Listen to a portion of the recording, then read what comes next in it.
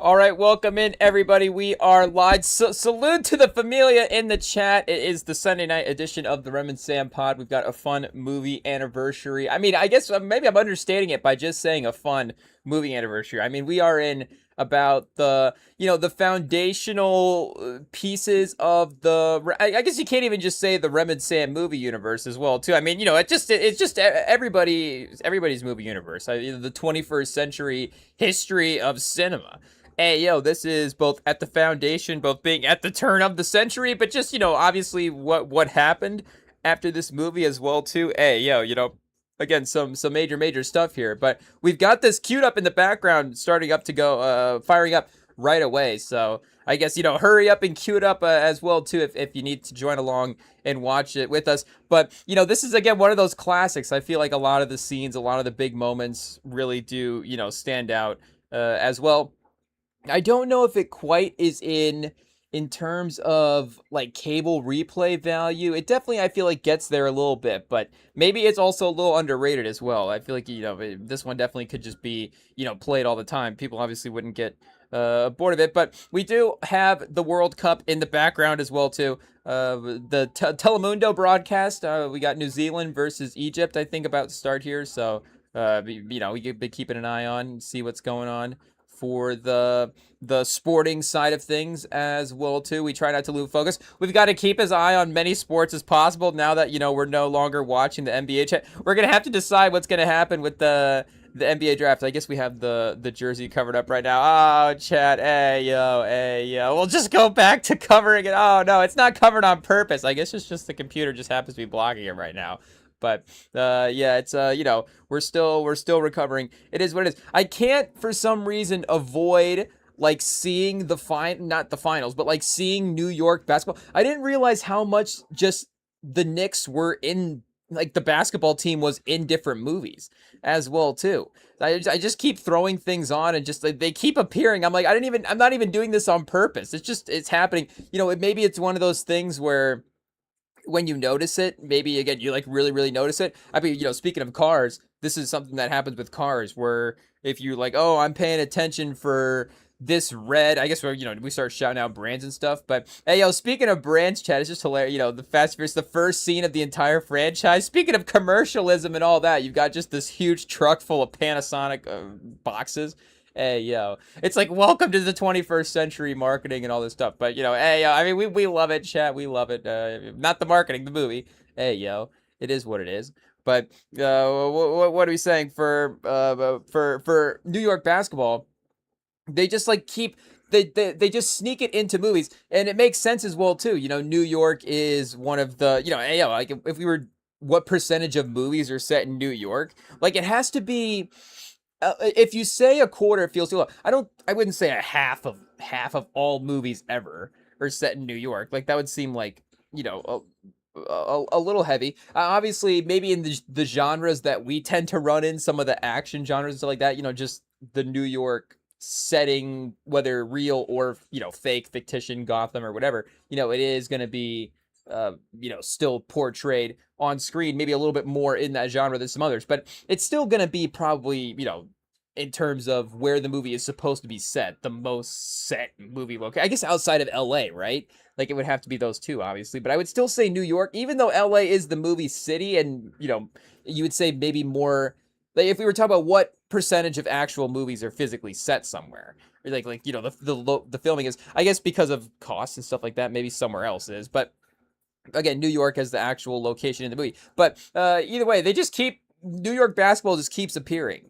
It is what it is. Like after the finals ended, I was like, oh well, what we needed, like a classic comfort movie to make to lift our spirits, something feel good. Pause. Like let's throw on Boomerang. Eddie Murphy, Robin Givens, Halle Berry, Martin Lawrence, Chris Rock, John Witherspoon. Like you just got, obviously a great cast, so many funny moments, the feel good comedy relationship that's going on there. I'm like, this will really take our mind off of basketball. And then I totally forget about the scene where Robin Givens is in there just watching. She just like goes over to Eddie Murphy's apartment, just like, we have to watch the Knicks. I'm like, what is happening? Hey, I like totally forgot about this. And then hey, yo, go a completely different direction. Another movie we were watching. It's like, let me just throw on the teenage turtles, chat. hey, yo, can we, I don't know if it was Megan Fox. I don't know if we just wanted to see a franchise movie and again, just really get our mind off of basketball. But I just threw on the 2014 one, and like the first scene in the 2014 Turtles movie, they're swinging through New York, and then they go to MSG, and then they just go right to watching a basketball game, and they're just watching New York basketball, and then I think I think they're eating pizza up on top of the MSG arena watching the game, and then they drop a slice of pizza onto the court, and then I think DeAndre Jordan slips on the pizza slice and gets it stuck on his shoe. And obviously, I guess we're thankful that DeAndre Jordan didn't tear his ACL because the Turtles dropped the pizza slice on the court. That would have been crazy. But either way, I was like, this is just in a movie, just randomly, just of all the movies we could be watching, we're watching the one where they start in MSG. Hey, yo. So there's probably a scene where they go, I don't even know, do they just add this in, Chet? There's probably a scene now in Fast and Furious, they just added this in, where they go to a New York basketball game. And I don't even realize it. It's not even set in New York. And they're just going to end up going to a basketball game. They're like, oh, New York's in town playing. We just have to see. I guess it is set in kind of 2001, right? Hey, yo, the finals run. They're like, oh, like Paul Walker's like a big Latrell Sprewell fan or something like that, Chet. I don't know.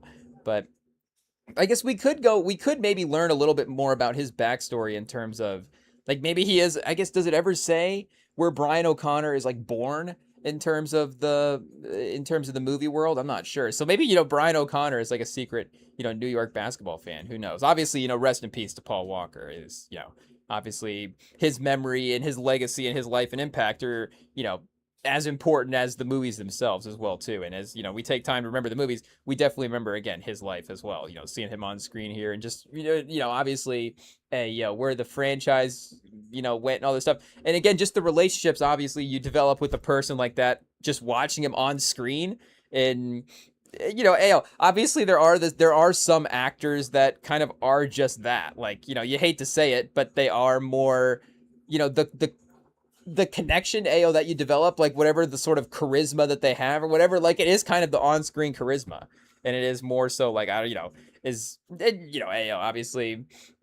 I feel like would say most actors are probably pretty chill, right? Maybe it's the other way, who knows? But the other way, it's like there are probably some where it's like again, maybe the sort of whatever the likability is, maybe it's not as legit.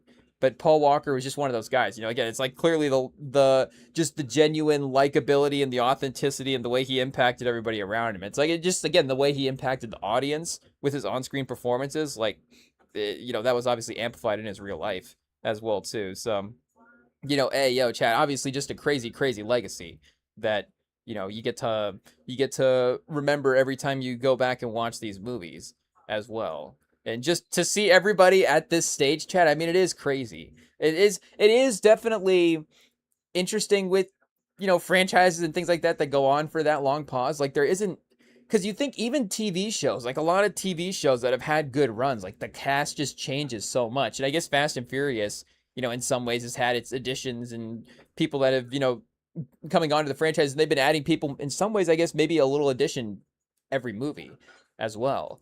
But, for the most part, the foundation was basically laid between this one and then the second one as well, too. You're getting Ludacris and Tyrese right away, and then those guys are, locked in for the rest of the franchise. I mean, obviously, spoiler alert for this movie and for the rest of them if you haven't seen them as well, too. But even a character, I guess maybe we'll tread lightly early on, but, even a character like Vince as well, obviously, in some ways, a franchise staple.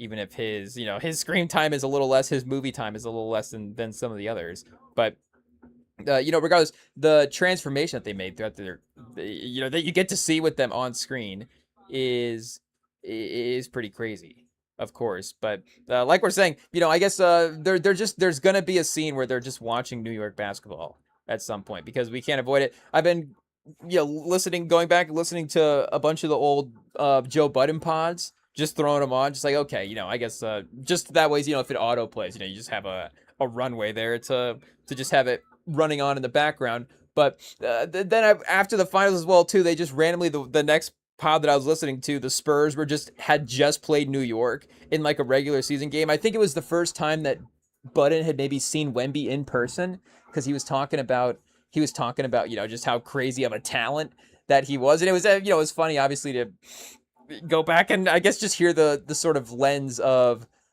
just the fascination back in that, back in that time as well too. Hey, back in the good old days when everybody was first fascinated with Wemby.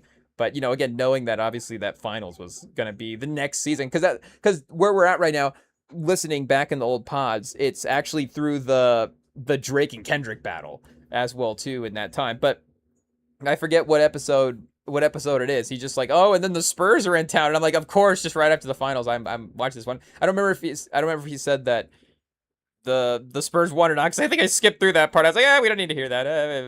The finals just ended. Hey, it is what it is. But either way, at least it seemed like it was not going to be the same sort of competitive, because that, I guess, what I was going to say is this season, obviously, that we're in right now with the pod, ended with New York losing to the Pacers in the Eastern Conference Finals, and obviously the Thunder end up becoming, of course, the NBA champions. So there isn't just the rivalry or the revenge or just that, the thought of Spurs Knicks in the finals just isn't really, the number one thing that people are thinking of at that point. And I guess it's a credit to either of those teams as well too. Obviously the Spurs in 2024 were, way farther away. Is it more of a credit to them? I'm not sure, but obviously New York had to, and they were, Eastern Conference Finals, but still for them to actually be the NBA champion, that is a little bit of a, okay, like if you had said that in 2024 after the Eastern Conference Finals, and then had gone to New York fans, be like, actually, you know what, you guys are gonna win the finals next year. You'd been like, whoa, all right, really? Like New York's gonna win the finals? Like there still would have been a little bit of a shock. And same for San Antonio. If you'd have been like, oh, Wemby's gonna win the finals next year, you'd have been like, whoa, I can't believe that's happening already. But maybe again that would have been a little, I don't know, they would have been farther away, but less surprising somehow. And I guess it is maybe the New York history of it all as well too, right? It's like, okay, you're like, all right, New York's not actually gonna win the finals. We haven't seen it for 50 years. It's never gonna happen. But I guess maybe the recency there with San Antonio wouldn't obviously, make it a little easier to imagine. But in chat, just, you never think about Fast and Furious for like its camera work and great cinematography, but you've got the great transition from the daytime time lapsing into the nighttime sort of vibe, and then the cars driving into the shot, the sort of apartment complexes there. Chat, I mean, just great camera work. I mean, what do excellent stuff. And just it being the high action movie that it is. I mean, there is, I guess, I'm trying to think, if we were talking about like the best filmed car movies, I don't know if Fast and Furious is that. Like, is it a revolutionary, film movie? But it's just, it just hits such a fun vibe. It has such likable characters, and the racing in the cars is, they were able to take that sort of idea and twist it into, a unique sort of thing. Because again, I guess we could go through the history, like we're saying, the history of car chases in film, or whatever there, the history of car movies as well. But the idea of the underground street racing type of scene, and then the idea of people working on their cars. And I mean, obviously the Fast and Furious franchise, really went a whole different direction later on, but it's the beauty of the first couple of movies. And, to be honest as well too, like, you kind of have to do something a little bit later, I think, as well. I was actually thinking about this with Toy Story 5. I was watching a little bit before I was headed out grocery shopping the other day. There was, I guess we didn't check the WNBA schedule, but apparently there was Fever versus the Dream on at noon. Like, I was like, why are you putting this game on at the middle of the day? Like, I want to sit down and watch this game. Caitlin Clark versus Angel Reese. Like, I guess we're going to have to, push off the grocery shopping a little bit later here, a little late afternoon run.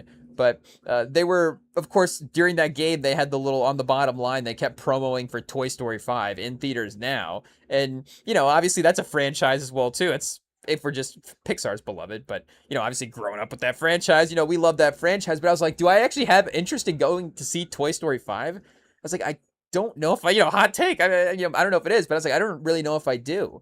But if there was some kind of Dwayne The Rock Johnson ad in Toy Story 5, it's like, oh, they're adding a new... I don't know what it would be for that specifically, but I was like, okay, the importance of obviously what they did in Fast 5 in revolutionizing, just transforming the franchise into a bigger budget action franchise the way that they did was, I think, incredible. And I think a little bit necessary to keep it fresh and to keep audiences, engaged in and obviously to scale it up the way that they did. Like, it could still be that underground franchise type of classic. But, it's scaled up. And I guess as I'm thinking about it too, like some franchise, like Final Destination, I feel like maybe has done a pretty good job of kind of staying, like some of the horror franchises, things like that have done a good job, like staying into what they are. It's kind of the same thing every movie, but or like, a Friday the 13th or something like that. I don't know. But, again, those are like cult classic franchises in terms of the box office. I mean, you go, oh, did the Fast and Furious franchise sell out to become a commercial franchise later on, blah, blah, blah. It's like, no, it was just an entertaining franchise that made the right evolution at the right time, every step of the way. And like I'm saying, the first, obviously it was, the origin more so than the evolution, of it. But, the origin of it was that same sort of thing. It was the timing and it was the likability and it was it was all those things, would, pause, joining together to, I was going to say coming together, pause, but all those things, like we're saying, that for at the right time to, create this great franchise. But again, nobody had really done the sort of street racing underground thing to that level as well too. And I mean, get Ja Rule at this time where, I mean, I guess you could have had this in the 90s. Obviously, hip hop in the 80s is still, really kind of just forming at that point. So you don't really have the same people becoming stars at that time in like just becoming the same sort of pop culture stars. And it's like, oh, now they're going to cross over into movies as well too. Obviously you get like Queen Latifah and Ice Cube are pretty early into having that happen. But again, by the time you get to 2000, you just get these pop culture checkpoints in the movie that you can't get in other times in history. Like you can't really get, and obviously, probably for other reasons as well too, but you don't get you don't get to have Ja Rule in a movie like that. Like, I guess you could have had some sort of, singer or something, right? Like, it's not like, Diana Ross and Michael Jackson, artists were crossing over into movies. I guess I'm just thinking specifically, the hip hop artist as well too, in that, very specific, rapper type of way. But the crossover, I guess, for a musician and in movies was definitely there. Hey, Elvis Presley chat, making the crossover back in the day for acting movies. Is Ja Rule a better actor than Elvis Presley? He might be. I'm not sure. I don't know if Elvis was. I don't know if Elvis was a good musician as well too. But I don't know if he was a good actor. Oh, Chad, another Pizza Hut delivery guy. Hey, I mean, Fast and Furious was making money right away. Right away, they got the products all over the place. It is great. I mean, I guess I'm trying to think, like, is the MCU even this heavy with the product placement? I feel like they definitely get there at some point. Are we gonna have to go back and throw on the first Iron Man just to see?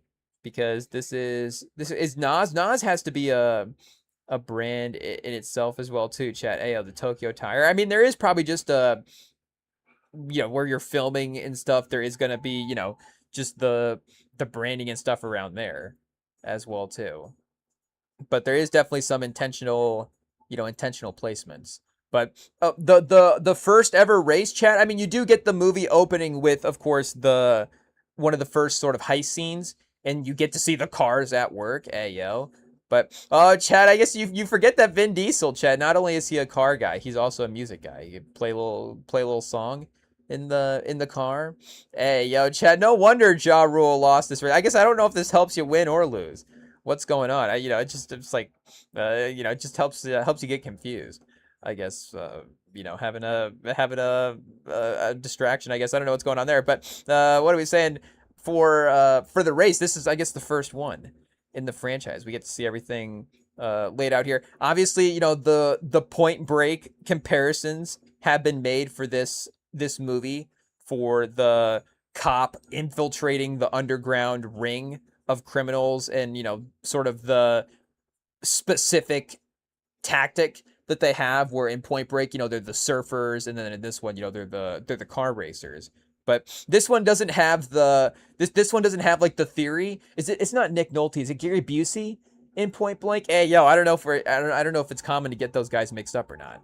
But I think it's Gary Busey in Point Blank. I would say that we definitely watch, did I say Point Blank? Point Break or Point Blank? It's Point Break, right? Hey, yo. But I guess we don't necessarily go back to that one as much as, the first Fast and Furious. But in Patrick Swayze, I mean, that movie's iconic, for sure. There's nothing wrong with that. for sure. It's a Tubi classic right there. But this one doesn't have the scene of Gary Busey laying out his theory at the beginning, where Paul Walker's working with the older cop that nobody's taking seriously, and then he's like, "I have a theory. They're race car drivers." I guess it would be like, oh, it would be the tan line on the arm, right? Because what's he say? Like I forget again. We don't go back to that movie, but I do remember that one part where nobody takes him seriously. I'm like, that's actually like kind of a brilliant piece of detective work. I don't know why people are like discrediting that. Like this guy's like, I saw the tan line. I mean, I'm like, actually, this is like a great theory. Like this guy might actually get like a local medal after they solve this crime. But again, there wouldn't be maybe the tan line situation wouldn't be as obvious. And I guess if they're racing at night as well too, the tan line's gonna get a lot more difficult. The street light's really blinding, Chad. It's like, oh, the I guess again it'd have to be different evidence. We would need to see. That's why Gary Busey's the best cop. He would have to look over I guess best cop. I don't know if that's it's a bold statement there for Gary Busey's character in Point Break. But because I don't even remember. Does he make it through the movie? I guess spoiler alert for us, chat. And then we get the Nas camera work into effect as well too. I mean, Singleton takes this to the next level in the next Fast and Furious 2. But I love this, chat. When it goes into the hyperspeed and then it warps like that. I think it's really good. I'm trying to think like F1. Like, I don't know what the new racing movies have been. It feels like we've slowed down in car. Maybe because of Fast and Furious. I feel like Fast and Furious has almost put a bit of a monopoly on car movies in a sense. Charlie, you can't really do. But again, you can still do racing movies and NASCAR movies and F1 movies. We got the bolts popping off of Paul Walker's car. His car can't even contain the speed that he's driving at. I mean, exhilarating. But the graphic effects, I don't even know what it is. It's got to be visual effects, right? But obviously in the 2000s, still a little bit different at this point. I guess speaking of Toy Story, 95, again, I guess we're fully in sort of the computer animation realm at this point. And I'm trying to think, there was another movie that I just was going to say that does a little bit like this as well. I'm trying to think, does Biker Boys do any of the warp speed sort of situation when they're on the bikes? Or something like that. I don't know. But Fast and Furious 2 is definitely another one as well. But there's another non-Fast and Furious race movie that does lean into sort of the same sort of, again, visual effects aesthetic when they're driving fast like that. And you don't necessarily get that again in the next Fast and Furious movies. I mean, they're not necessarily, honestly, they do race through the street in Fast 5. They do have the race through the street at night in the cop cars, where they all have the Chargers, and I think they bet, what do they bet? Bet 25,000, but then Dom loses the race at the end because I guess spoiler alert, for everything. We're really laying out the franchise later on, but Jordana Brewster is pregnant, so Dom loses the race, so it's like a gift to Paul Walker for be it a father to be there to set him up well, but. Again, I guess outside of that, they're not really like racing through the street in a sort of traditional race way. I mean, they still are racing. Again, Fast 6 opens up with a race. They're racing. Is it the Canary Islands? I think they're in Spain somewhere, racing through. And that is one of the best races as well, too. Like, the scenery there is just absolutely beautiful. I mean, I can't believe that we got to go back and watch Fast 6. How did they get called back into real? Oh, it's Letty, right? It has to be something like that. I think it is Letty. I think, again, spoiler alert. If for some reason you haven't seen the Fast and Furious franchise, but I do wonder how the replay value of some of these movies are holding up, because, I mean, the replay value is good. I guess, people actively going back to them and pursuing them, I guess, is what I'm really wondering, because people like us that grew up on them, of course, we're still rewatching them. So I would assume, as the generation now, has kids and stuff, starts passing it down, I don't know if that's a pause or not, but, it's like, okay, what movies are just on?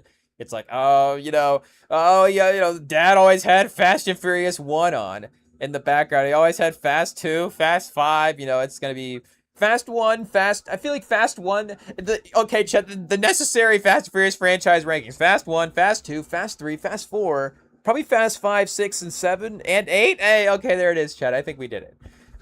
But, it's like, okay, I always had the Fast and Furious movies on in the background. There is going to be that sort of vibe to it, I guess. So is Fast and Furious going to be a dad movie, Chad? It might end up just being a dad movie one of these days.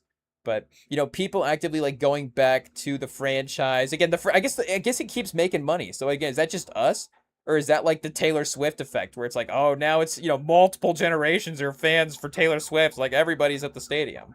So it's like Vin Diesel, the Taylor Swift of movie stars. Does he have multiple generations of fans? He might. He honestly might. But again, I don't know. Like it seems like maybe they've lost the touch a little bit in the last couple of movies, because I haven't gone and seen everything after Hobbs and Shaw. Chad, it just is what it is. Hobbs and Shaw was really the end of the franchise. It is what it is. I hate to say it. We're supposed to be celebrating the beginning of the franchise here, but unfortunately, we can't help but mention that Hobbs and Shaw was just the death of the franchise. It was just that. Then nothing against Statham, and I would say nothing against The Rock, though The Rock, as much as he did save the franchise, he did also kind of again mess it up as well too. Again, I don't know if that's a strong statement. The Rock messed up the franchise, but hey, Chet, he did start fighting with the family. Hey, speaking of other Rock movies, and that definitely didn't help. The cop chasing, Chad, again, speaking of did this movie win an Oscar for cinematography? You've got like the 700 cop cars swarming the street from all the different intersections, and there's like this high camera, like this high copter shot, Toretto swarm, darting into the parking garage and then walking out late at night. And obviously, again, we're saying 2001, but it still is, I guess, that does, like we're saying, give it that computer effects era that you can have, and then Paul Walker swooping in, saving his guy. But what are we saying? You get still sort of a 90s feel to the movie as well too, just in sort of the overall quality of the camera work, and again, just the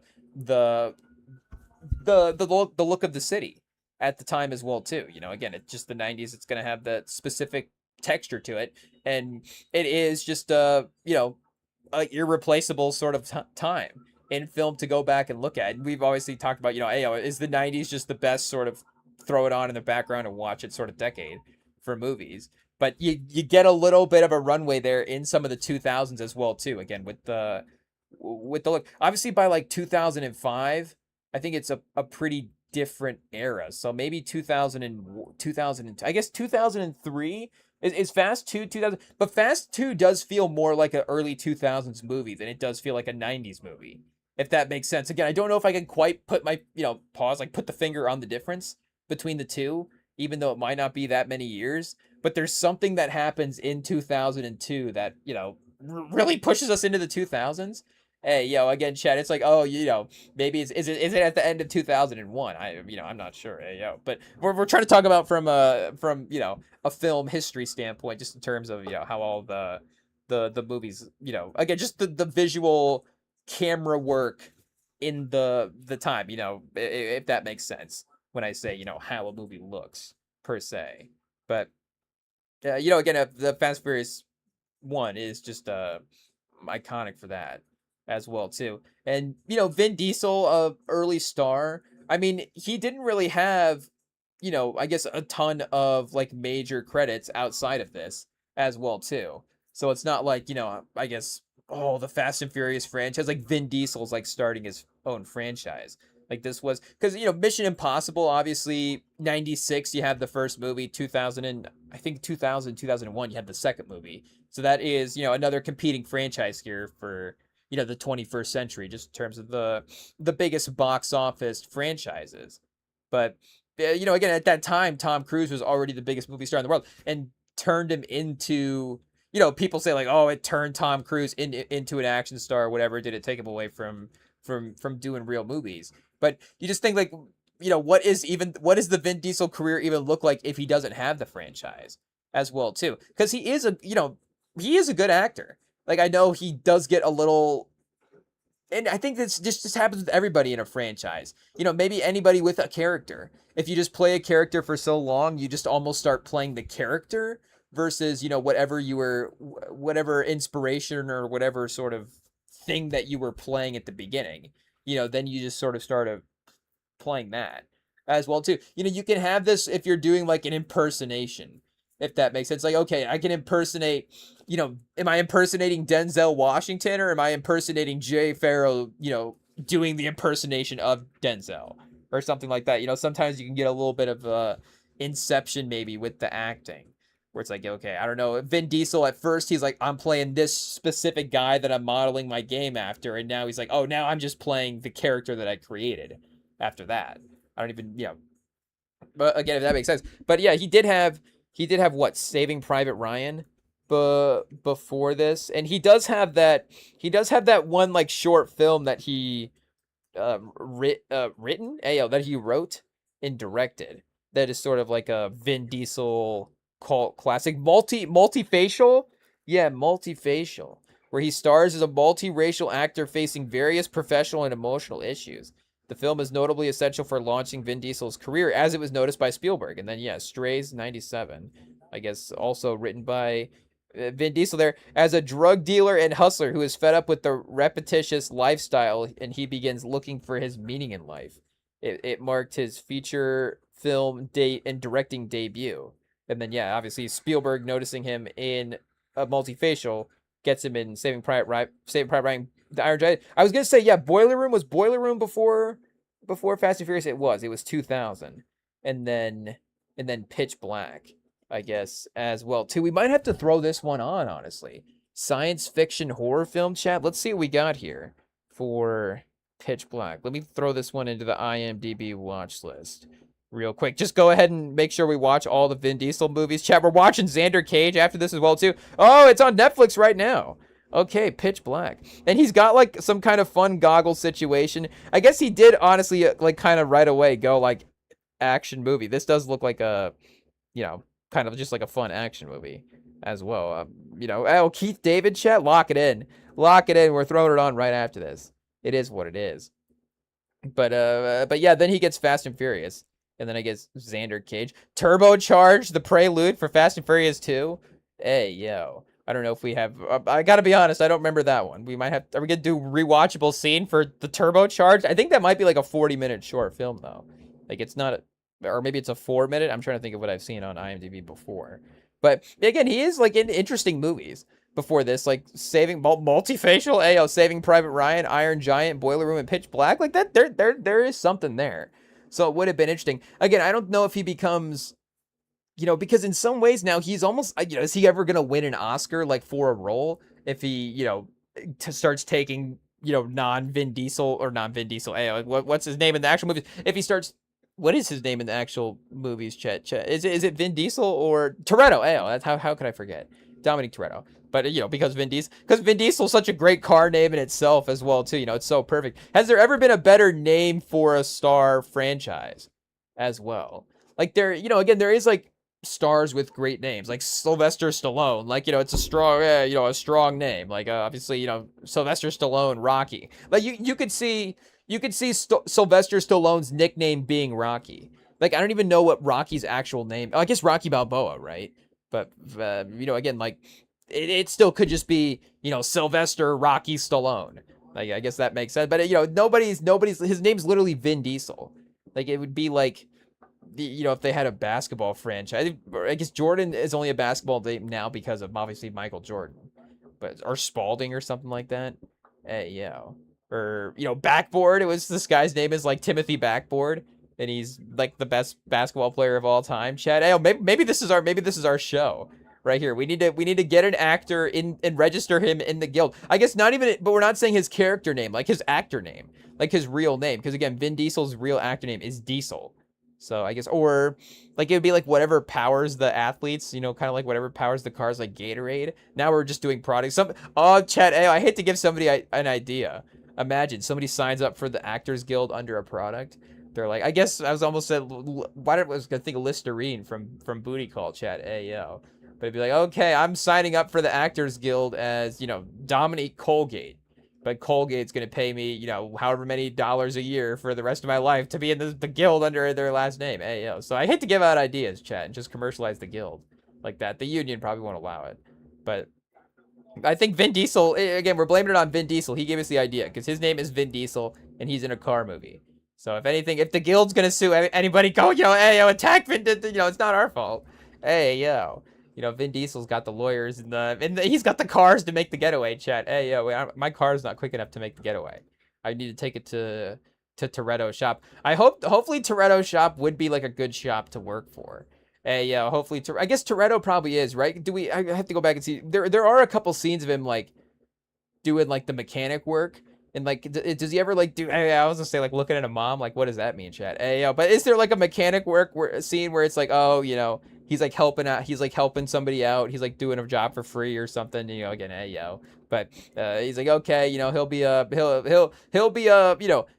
help to this person as they try to get through whatever trying time is. But also their cars broke down. Like we don't really get a investigation into the shop. But I guess it is more a front, right? It is a front for what he is really doing, which is heisting things.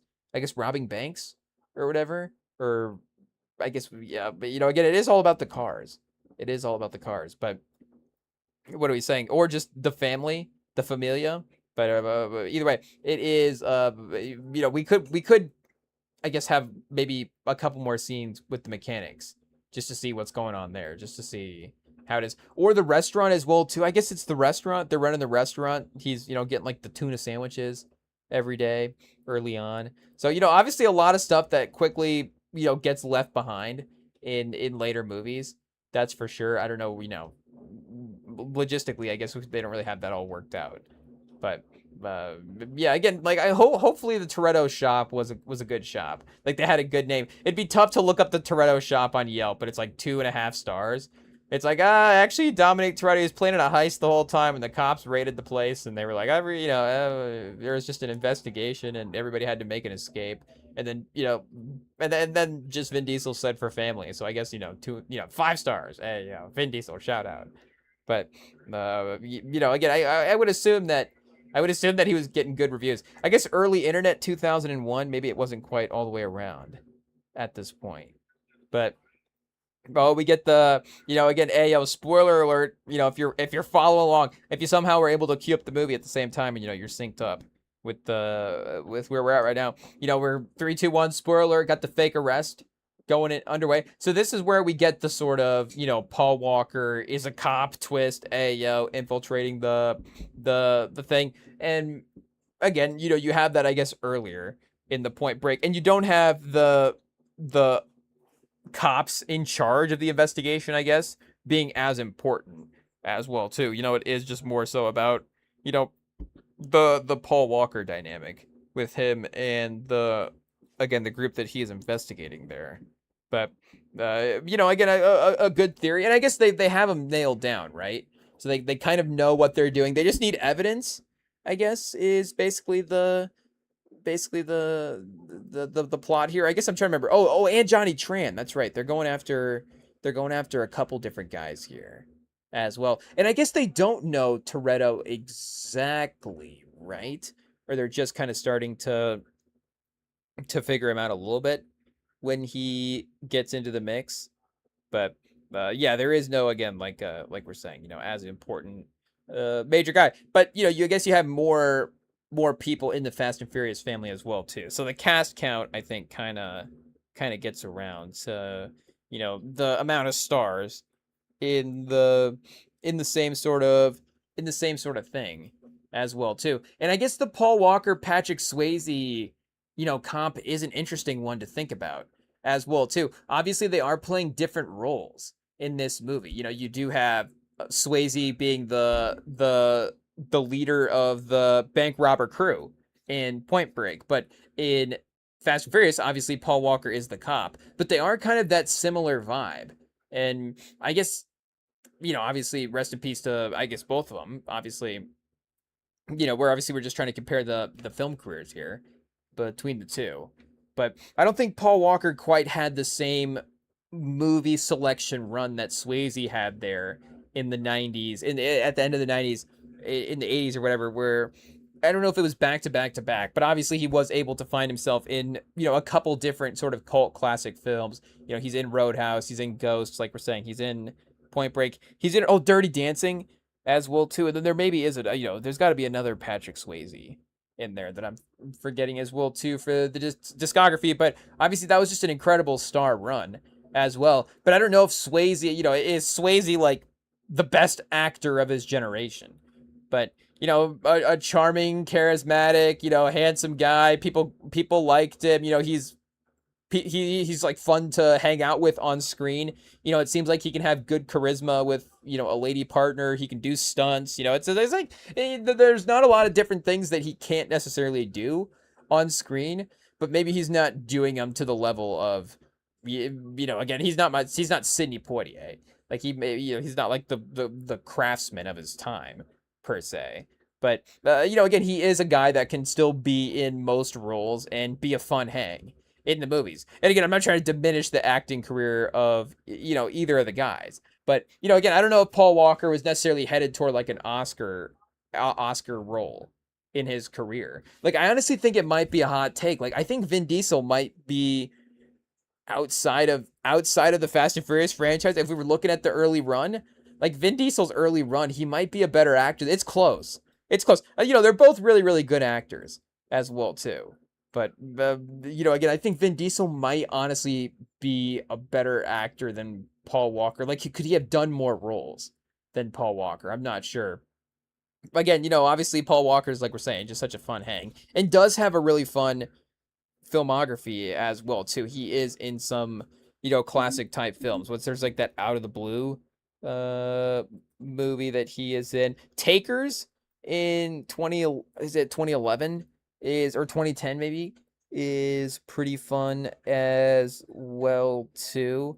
And then yeah, obviously Fast 2 is a movie without Vin Diesel. Oh, Varsity Blues, yeah, Varsity Blues. She's all that. We might have to throw on. Is this a Freddie Prinze joint? Yeah. Hey yo, I don't know. Yeah, don't know if we go back to the Freddie Prinze filmography all that much, but I guess if it's got Paul Walker in it. But he's Running Scared as well too. Not a remake of the older Running Scared Gregory Hines, but still, a unique action thriller in itself. The death and life of Bobby Z, chat. Hey yo, talk about a Tubi classic. Here we go. I mean, talk about a movie. You're like, Lawrence Fishburne's in this movie. It's like, yes, he is with Paul Walker, and then Takers after that, and then maybe 13, 14. I don't know if we were revisiting those as much. And he also had Eight Below as well too. So again, he does have his fun movies in the discography for sure. And that's why Fast and Furious 2 I think is so important for him as well too. Is Fast and Furious 2 might be his best movie, just in terms of him being a movie star lead in the role, because he's not the lead in Varsity Blues, though he is again, like really a good part in Varsity Blues. And that would have been a really interesting, like if Paul Walker had been on like a TV show as like kind of a teen or a young college type of actor, like that would have been interesting for him as well too. Like I don't know, like a 90210 or something like that. I guess once we start going into TV shows, it's a little out of our realm, and I'm not necessarily sure again what's not necessarily certain the details of everything. But if it was that type of ensemble cast, I think I'm trying to think like a little bit more elevated than the CW. Oh, chat, and here we go. We got the barbecue. Oh, there is a basketball. We haven't seen any New York specific stuff, thankfully. Hey, we shouldn't in a Fast and Furious movie. But there is a basketball, chat. There is not a lot of basketball in the Fast and Furious franchise when they're running around later. And we don't even really see the hoop, but we just have the one guy in the background, just a couple of bounces, pause, and it makes its way in. Hey, yeah, whoa, what are we saying, chat? What are we saying? We're talking about just all you need is just a second of the basketball, and it counts as a basketball movie, right? Hey, Fast and Furious 1 basketball, but basketball in a movie, right? We need to start making a list, because it is the pyramid of, I guess it'd be like a reverse pyramid, or maybe it would be a pyramid. The pyramid of basketball movies. It'd be like we're saying, movies that are about basketball, but then movies that also have basketball in them as well too. So Boomerang's in it. Teenage Mutant Ninja Turtles is in it as well too. Fast and Furious, the first one. So just the sport of basketball, not the NBA. I guess, but that would be the pyramid, right? So it'd be movies about the NBA, movies about basketball, movies with the NBA in it, movies with basketball in it, or movies with competitive basketball in it, and then movies with a basketball scene in it. Because like, where does Scarface compare to the Fast and Furious basketball scene wise. Because Scarface has more of an actual competitive basketball scene. Like, you see Pacino actually make a couple of plays. But this just has, like, a basketball in the movie. So, it does, differ a little bit for what is technically categorized there. But, hey, yo, chat, obviously, a classic film as we celebrate the anniversary here. And as New Zealand up 1-0 on Egypt. Oh, we got a shot on goal. Oh, nope, nothing. Nothing there. So, we got a little commercial break, I guess, for the Peacock rerun of Fast and Furious 1. So, we'll be right back, chat, right after these messages.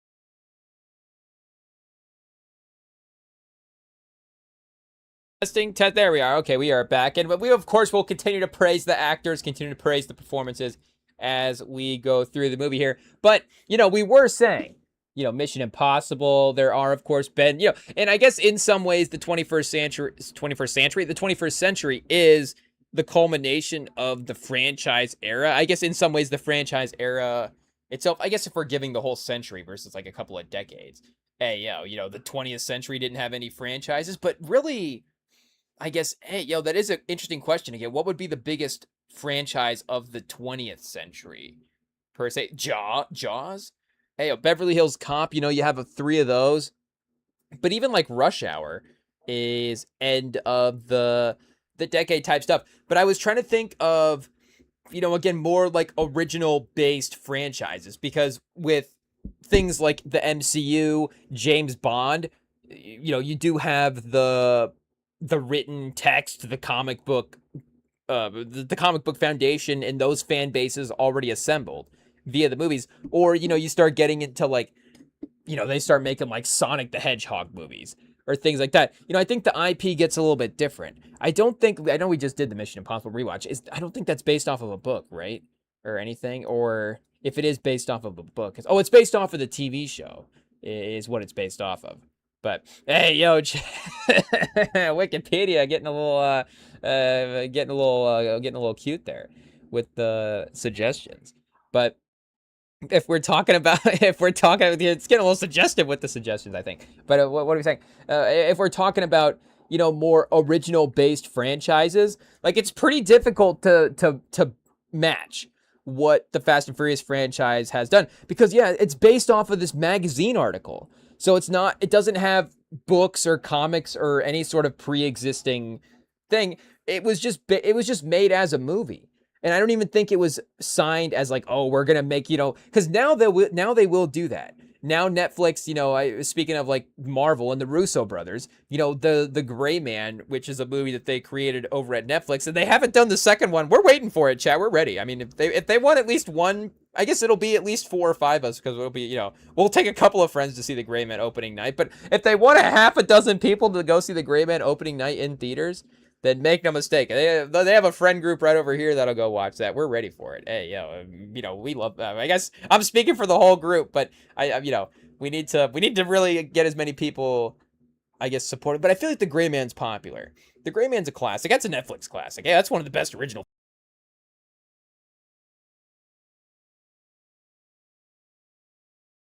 thing but for again, just franchises that are based in, AO and nothing, just the film being the first version of the franchise.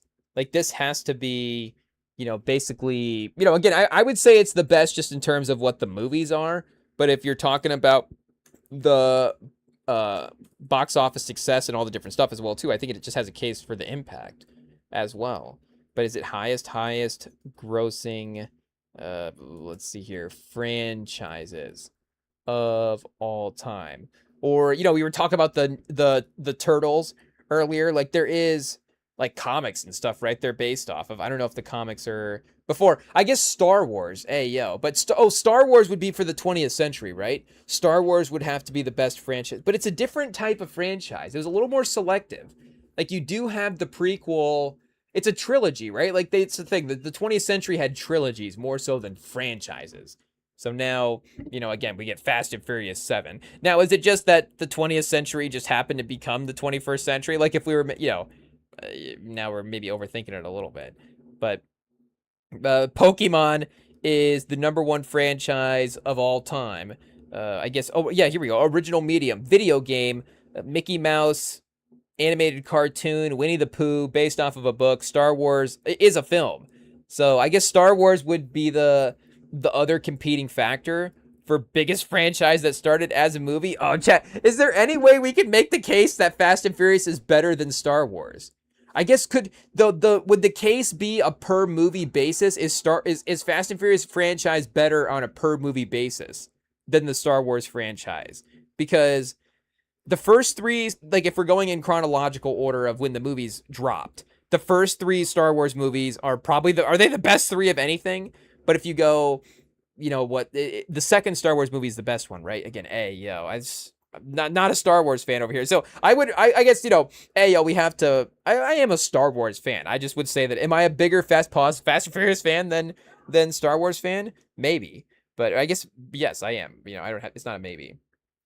I do, again, love, Darth Vader's a great character. Lightsabers are cool. But hot take. But, if I'm picking the movies, if you had to say what collection of movies, if you only had to watch one, it's really not that difficult. Again, it's like, oh, I never get to see Darth Vader again. Like, that's a bummer. But it's like, give me the Fast and Furious franchise every time. Like, that's the #1 for us. But Empire Strikes Back would probably be the best movie of those. Did that win Best Picture at the Oscars? I think it probably did get nominated, right? I would assume. Awards? Is there an awards page here? Maybe not. Legacy? What's going on here? Critical reassessment? Oh, maybe was it roasted in its time, chat? Let's see. Oh, here we go. Accolades. At the 81 Academy Awards, it won the award for Best Sound and Best Special Achievement Award for Best Visual Effects. The film also received 2 further nominations, Best Art Direction and Best Score. Oh, okay, so it didn't get nominated for Best Picture. I thought maybe it did. Did any of 3? So I guess none of the Fast Furious. So it would be a case then. I guess, are we just going off of like Rotten Tomato scores? Empire Strikes Back is better. I mean, $550 million at the box office to a $30 million budget in what, 80, chat? I mean, movies, they were just different. It's like the SEC commercials, chat. It's like it just meant more. Movies were like the SEC back in the 80s. They just meant Star Wars. It just meant more. People were going to see it. But Fast and Furious obviously had the hype there as well too. I guess we'll have to see. Did any of these get nominated? Release, pause, critical response. Roger Ebert, 4 stars out of 4 for Return of the Jedi. He was just playing into the audience chat. Hey, yo, the third Star Wars movie, he's giving it 4 stars. Hot take, Roger Ebert. The Star Wars movies are good by the third one. Hey, yo, it did get, I guess, no Best Picture. Again, so is it a snub? I don't know. The 70s and 80s were stacked, so I'm not going to sit here and say that it was a snub. We do like the idea of, rooting for some of the more, what I say, popcorn movies. Because if Star Wars is in the Best Picture conversation, does that allow some movies, like Fast and Furious later on, to, when Fast 5, if Empire Strikes Back gets nominated, does Fast 5 get nominated later on? Like, I don't know if it goes that far. But, there is a little precedent that, would be set if the Star Wars movies, were getting that extra acclaim as well. But it was still getting Academy acclaim. So, it's not like it was being left out totally. And, I guess Lucas not necessarily getting, or he didn't direct the third one as well, too. He didn't direct Return of the Jedi. Richard Marquand directed Return of the Jedi. Hey, yo, chat, how do we not talk about Richard Marquand more? I mean, the actual director of the movie, I feel like George Lucas gets the credit. But, and, hey, yo, again, like, he created the characters and all the stuff, but still, I mean, that's that's a pretty good accomplishment, I would say, for our guy. Or, do we say it, Chad, or do we just give him the respect of just saying Richard? We'll just call him Richard. Hey, yo, he directed the Star Wars. We don't need to, bring up any childhood trauma or whatever. But, again, I guess we gotta shout him out for the work he did there. But again, the next 3 movies are not like that great of movies. The Phantom Menace and Attack of the Clones are like actively, I guess Phantom Menace is like okay. Like people are like, oh, the Phantom Menace is awful. Like the Phantom Menace is okay. Like it's definitely on the lower end of watchability. Hey, yo, like it's probably a 6 out of 10, but I still think for 6 out of it's if and now we're like, if I have to watch one 6 out of 10 movie of all time, Chad, is it the best 6 out of 10 movie ever? I don't know if it's like, what are we saying about the Phantom Menace there all of a sudden? But there is like some degree of watchability to the Phantom Menace. Maybe Attack of the Clones, people would say like, the Star Wars fans like some of the stuff there. Is General Grievous is in Revenge of the Sith, right? Or is he in Attack of the Clones? But Attack of the Clones for a non-Star Wars fan who's just kind of watching the movies. Oh, Chad, then back to Fast and Furious. Hey, yo, you've got the guy getting, getting the oil in the face. Hey, yo. But it is, it's nasty stuff. It's nasty stuff. Again, we're talking about the car, the mechanic, all the different stuff. But, again, pause. But it's definitely, anytime, you got like a guy like hiding behind a car in a parking garage and there's like crime going down on the other side, chat, ayo, in an action movie sense, that does, I think, work out. Usually being trapped behind cars or something like that is pretty effective. Ayo, anything with cars. But what are we saying? I guess back to roasting the Attack of the Clones. And speaking of movies that George Lucas directed, like the movie that said he didn't direct the first one. Oh, he did direct the first one, but he didn't direct the second or the third. So yeah, George Lucas actively ruined the franchise with the third. No, Revenge of the Sith is good though. Revenge of the Sith again might be the most watchable of the Star Wars franchise, and there is some gold here in the the sequel trilogy. The Last Jedi does have some good moments. Shout out Rian Johnson. Obviously Rian Johnson does know how to make a movie, and I don't know if the Star Wars fans. I guess some like Luke Skywalker. He can't. There's no way he could. I don't even know exactly what people are mad about. Like, again, when being a sort of non-Star Wars guy, when we watch The Last Jedi, it's just like, wait, what happened in that movie? It's like, that's just like normal action movie type stuff. The hero making conflicted choices. Like, this is just Heat. Hey, yo. Like, Pacino was doing this in Heat, so, hey, yo, I don't know if Mark Hamill maybe doing a little, or not Hamill, but, maybe Luke Skywalker doing a little galactic snow chat. I don't know what they have out there in a galaxy far, far away, but hey, yo, I'm sure they got something. I'm sure the technology has really, crossed the cosmos in some ways. But what are we saying? Just movie for movie, I feel like you could watch more Fast and Furious movies. Because like we're saying, legitimately, I think Tokyo Drift is fine, but it just doesn't have any of the characters. So it just is like it's its own racing movie. Like if you want to watch a racing movie with, if you want to watch a fun racing movie, like it's a fun racing movie. But if you want to watch a racing movie without any of the Fast and Furious guys, like obviously that's that's what you're getting there. But if you're actually watching the main cast in the movies, and again, you don't have any in Fast and Furious 2, which is why I do struggle for saying like what movie between Fast and Furious 1 would be like the movie that I'd prefer, because Fast 2 is just such a fun movie, but it doesn't have Vin Diesel. So it's like if I only had to choose one, but then again, like Fast 2 doesn't have Tyrese and Ludacris. So it's like either or. Is Tyrese and Ludacris in the franchise, equal franchise star power there to Vin Diesel? I don't know. But either way, it is interesting because obviously, Vin Diesel and Paul Walker are the two main guys. So, just if you're thinking Fast and Furious, you would assume that it would have to be them. But I don't know, but, it's like Training Day. Training Day is like the best scene in Training. Like Denzel won an Oscar for Training Day, and maybe the best scene, he's not even in it. Like the scene where Jake is trapped in the apartment and they're dragging him into the shower, and hey, and they, they're gonna, got the shotgun out. It's like, hey, and that might be the most intense part of the whole movie. And again, Denzel's literally giving an Oscar-winning performance. So it's like, this is like the best franchise of all time, and somehow Vin Diesel's not even in the best, the most fun movie that they made. But regardless, I think you could maybe make a watchability move. But again, we're talking the cultural impact of Star Wars, the movie impact. It did obviously happen first, so it has the advantage there. Vin Diesel can't help the fact that he was born after George Lucas. Like if Vin Diesel was born in the 70s, you're telling me that he's still not making Fast and Furious, chat? He's still thinking of something. But again, like obviously Lucas, I guess, we have to give him the credit there. So all time franchise movie rankings for movie franchises that started from movies. Chat, I don't know if that makes sense, but I think that Star Wars is, even to the number one Star Wars guy, we do have to admit sort of the star power of that there. Is it the Tom Brady of movie franchises?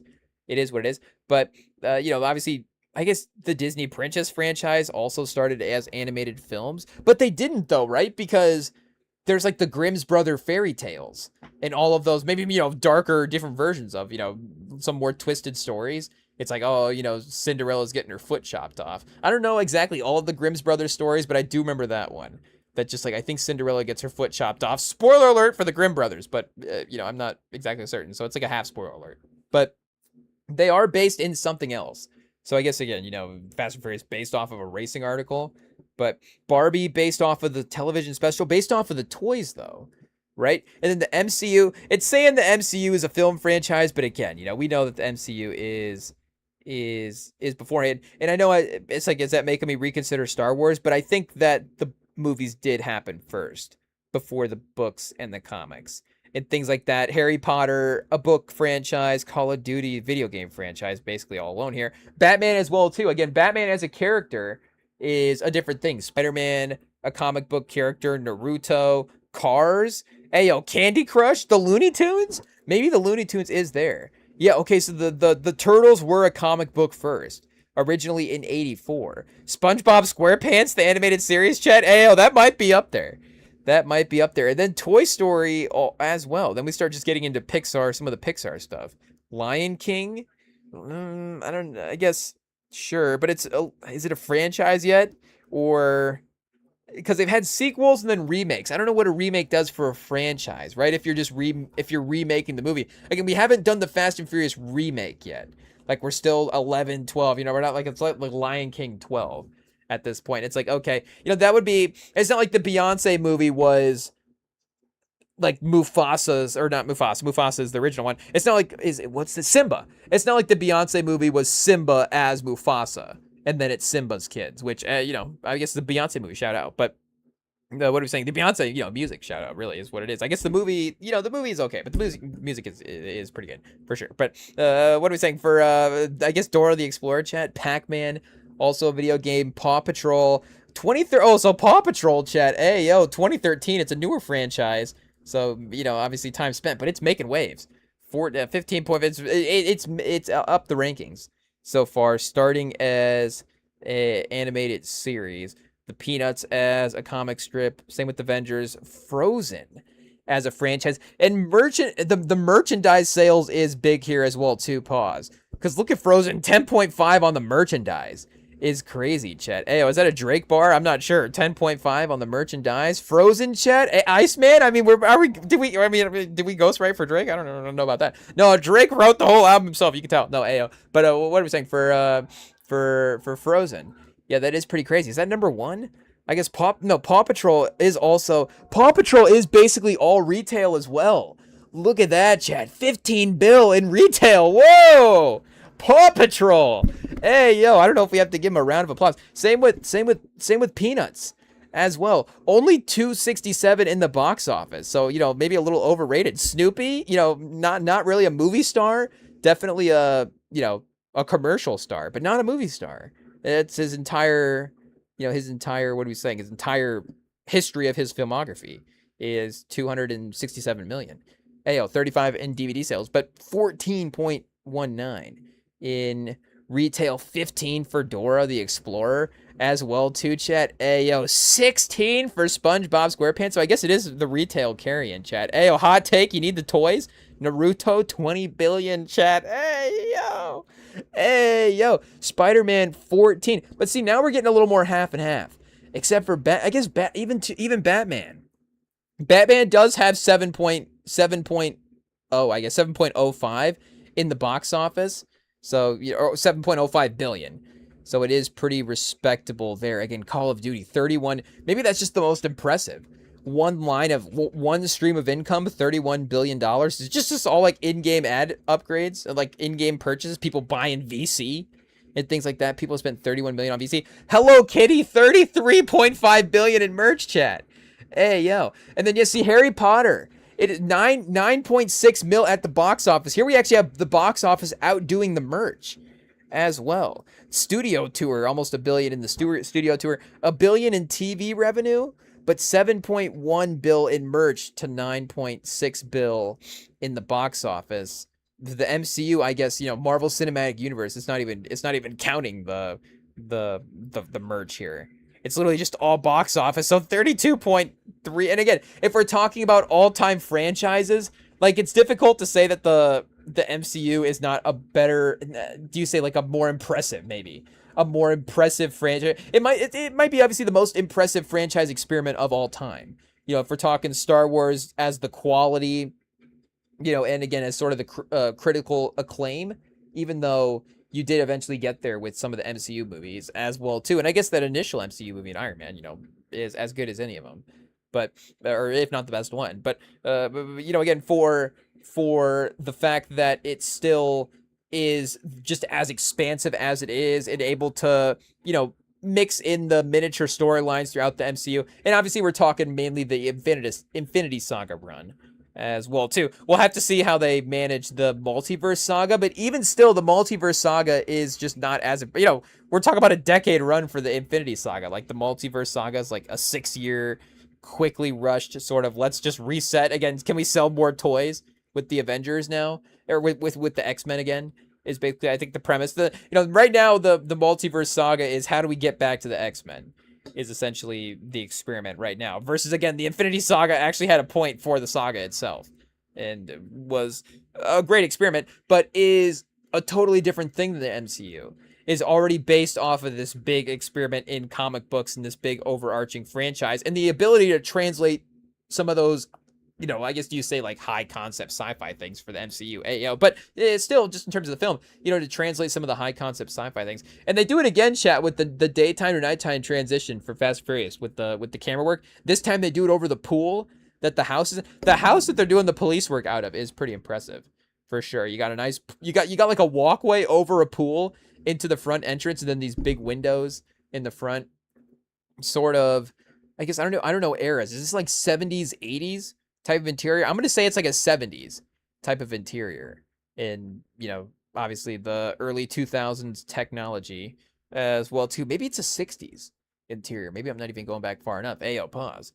But, again, in terms of what we're saying, the original film franchises, obviously Fast and Furious is its own thing. Though, I guess maybe the franchise for the merchandise for Fast and Furious is not there. Can we skip to where Fast and Furious is at, chat? Hey, yo, Jurassic Park. James Bond is still there. Fortnite's already up past Fast and Furious, 9 billion. In video games, yo, Lord of the Rings, X-Men, Superman. So here we go. Fast and Furious, 7.33 in the box office, 5.9 in the entertainment. So maybe they just haven't done has Universal Pictures not done a good job of merchandising Fast and Furious? Hey, yo. Because I feel like some Dominique Toretto action figures would be pretty sick. Hey, yo, some Letty action figures, get him in a car, chat. I mean, what are we doing? I mean, maybe you go like a remote control car sort of way with them. I don't know. But just the idea of like, hey, it's a model car and I have the action figures, like, boom, I'm locked in. So maybe it was the fact that the Fast and Furious movies were for an older audience, I guess. They weren't necessarily made for, the MCU being for like, hey, how, can we get kids to watch this? One F-bomb per movie. I don't think the original Fast and Furious, is it an R rating or is it a PG-13? Like, there is an accessibility there. And maybe they have tried to get back to that a little bit with 9 and 10 and be like, hey, these are like a family event. Like, bring everybody out to go see Fast and Furious. Again, I don't think Fast 6 was like a family event. I just think it was like, hey, this is just like one of the most popular action movies that we have right now. It's like John Wick. It's like if, John Wick 6 was being dropped and we were still all in for the hype. But, and I guess where is John Wick at the franchise ranking, chat? Maybe not quite in the billions, the same way that Fast and Furious is, but that just shows you the impact that Fast and Furious has. Like, that is a very similar sort of situation where you have a somewhat original-ish movie bringing, fresh ideas to the action genre. And, Keanu Reeves, big action star, obviously, again, later in his career than Vin Diesel is here. But, still able to bring that, to evolve that formula over the course of each movie, bigger and better each time. And still, kind of keep the essence of, and again, is it the essence of street racing for Fast and Furious? But it's like, it's the essence of their car movies. It's like, the John Wick sort of assassin underworld, hand-to-hand combat fight sort of situation is still the essence of the movie, even if it's like this expansive world and this universe is getting bigger and all this stuff. But again, it's still probably not quite as impressive as Fast and Furious. It's really close though. 21st century ranking, and Fast and Furious has outgrossed Mission Impossible by quite a bit. I guess, is this both the film and the TV? I guess this is just the TV series, right? Mission Impossible 1966, multimedia franchise. No, this might be all of it. Hey, yo, 4.392 at the box office. I guess maybe some of those early ones weren't as quite commercially successful as some of the early Fast and Furious franchise movies. I don't know, or the later movies didn't quite have the billion-dollar success as well, too. I guess here, let's do some investigation and see what we have got going on. The first Mission Impossible was $500 million almost at the box office there. Mission Impossible 2, John Woo also as well. So is it just kind of a steady $500 million each time, same sort of audience? Oh, it dips a little for Mission Impossible 3, under 4, but then it's back up to almost $7 billion for Ghost Protocol. You do have the stunt in that one as well, where he's on the skyscraper. So, good reason for people to go see that. $7 billion, ayo, $7 billion, whoa, $7 million for Rogue Nation. And then Fallout. So maybe just a couple more movies for Fast and Furious is really what it is at this point. And then, $8 billion, or again, we said it again, 800 million is really what we're saying. It's not 8 million either, because that would be nothing. 800 million for for Fallout. And then Dead Reckoning is 500. Oh, so they dropped off a little bit the last two, I guess, and then 600. Hey, yo. So, what a drop-off, Chad. It's so disappointing. But I guess compared to Fast and Furious, where they're almost 8 billion at this point, we've got the first one made 207.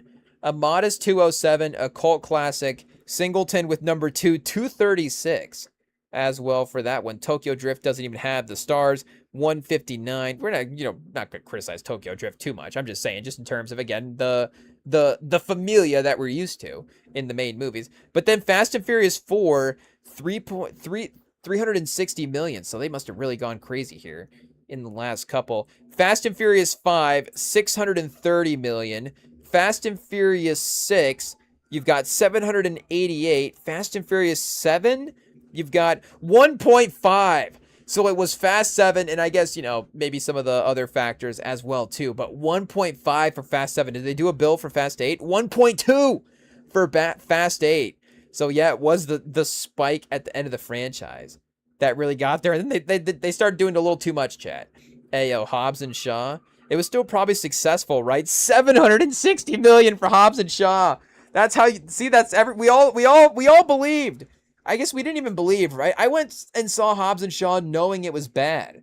I don't even know why I went and saw it, but I'm just like, I guess, it's like Weapons. I'm just wandering over into the theater to go see Fast and Furious. I can't help myself. Somebody over in Universal Studios just snapped a twig, and it's like the entire world just had to go see Hobbs and Shaw. It's like torture. Hey, yo. But I guess, shout out to Statham. But Fast 9 also made $726 million, and then Fast 10 made 714 as well too. So it outpaced both of the Mission Impossibles, like Dead Reckoning, and what was the other one there that part 1 and 2 for the Dead Reckoning movies. I don't think we're necessarily like major overall successes. I mean, they made a lot of money, but I don't think they're like, oh, this is the perfect ending to the Mission Impossible franchise. Like it might actually work out for Tom Cruise. He'll get to make another one. And I guess, I don't know, does he die? I'm not sure exactly what happens in the Mission Impossible movies there. But, again, like, it saves room for that sort of just final, good quality resolution to the franchise. It seemed like, again, from the conversation, I guess, we might have not watched those last two. But still, the Fast and Furious movies did make a little bit more there, 9 and 10, than I guess I was maybe going to give him credit for. And then we have Fast Forever in 2028. So maybe that'll actually work out that there's like a little bit of a break between the Fast and Furious movies, because they have also just gone crazy in making them recently as well, too. Like, this is a run, chat. Hey, yo, 2001 to 2003. But again, just the idea of the familiarity of the group, like we've said a million times, but you really only have it one time between 2001 and 2009, because no Vin Diesel, and then no Vin Diesel or Paul Walker in 03 or 06. So you do at least have an 8-year stretch there of, the audience waiting for the reunion if they were ever to happen. But then you go 2009, 2011, 13, 15, 17, 19, 21, and then 23. So basically every year for 15 years, or every other year for 15 years is a Fast and Furious movie. Hey, yo, Chet, I mean, again, what a run. What a run that they had. And, I mean, maybe, I guess I might even go see Fast Forever. Like I'm saying, it was a little pandemic-y there as well. It's a little pandemic-y, Chet. Hey, but, there was some pandemic stuff going on in the Fast and Furious, times back then as well, too. I'm trying to remember how it aligned with Fast 9. Maybe Hobbs and Shaw might have been right for it. I guess, did I go see Hobbs and Shaw? Did we see it? Did we see it out of the theater? Did I see like a pirated version? Did they drop it on HBO? I guess I don't remember exactly. But maybe I just bailed them money. I just like, oh, here's for the making of the movie. But what are we saying, for at least a little 5-year break for Fast Forever? I don't even know what's this gonna be, because I think somebody dropped a diss track about Toretto in Fast 10, and it's like, oh, he's hiding a child. Or no, wait, that's just, I think the child just grows up, right? Because they have the kids in like, well, Jordana Brewster has the kid in Fast 6, right? Paul Walker has the kid to begin Fast 6. Dom has the kid in Fast 8 that Charlize Theron. I guess Charlize Theron's the Pusha T of the group. Ayo, she's a Dom Toretto. He's hiding a child. But, that is the reveal there. So then he just kind of grows up a little bit. Because I did see a clip the other day on the gram of something from Fast 10, and I was like, that's the first thing I've ever seen from Fast 10. But it was like Toretto's got like a, I don't know, just like a, a kid. Hey, yo. Like a fully, what do you say? A fully functional kid? Hey, yo.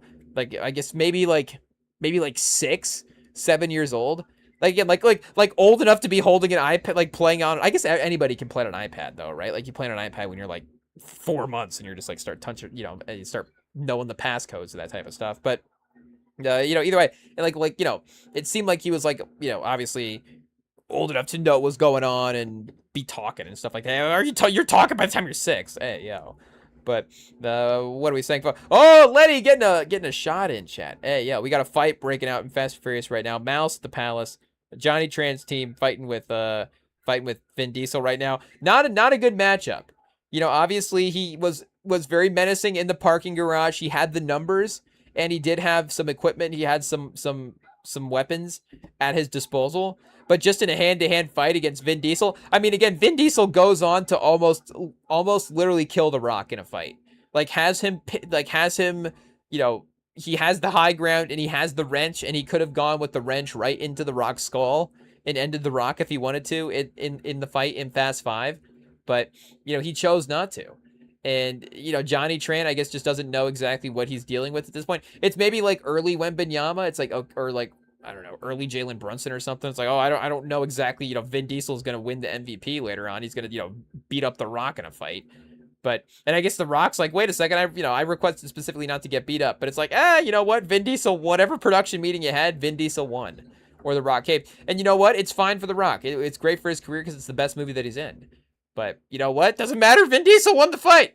Hey, and unfortunately, The Rock was more concerned about that, I think, than he was about the quality of the movie.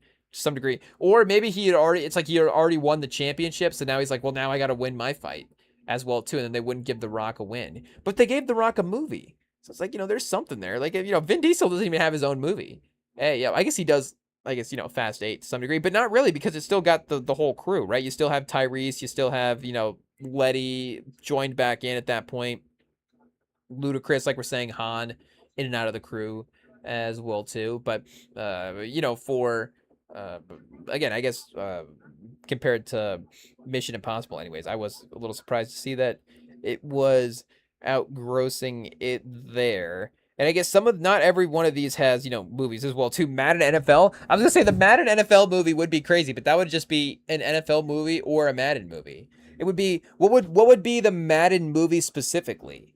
It would have to be like a Jumanji, right? Like somebody goes into the Madden games and then it's something about but like what's the difference, right, between going into Madden NFL versus going into the real NFL? Like you had two, Madden generic players, like you can't get the rights to the NFL, so now we have to make up our own league. That would be the difference.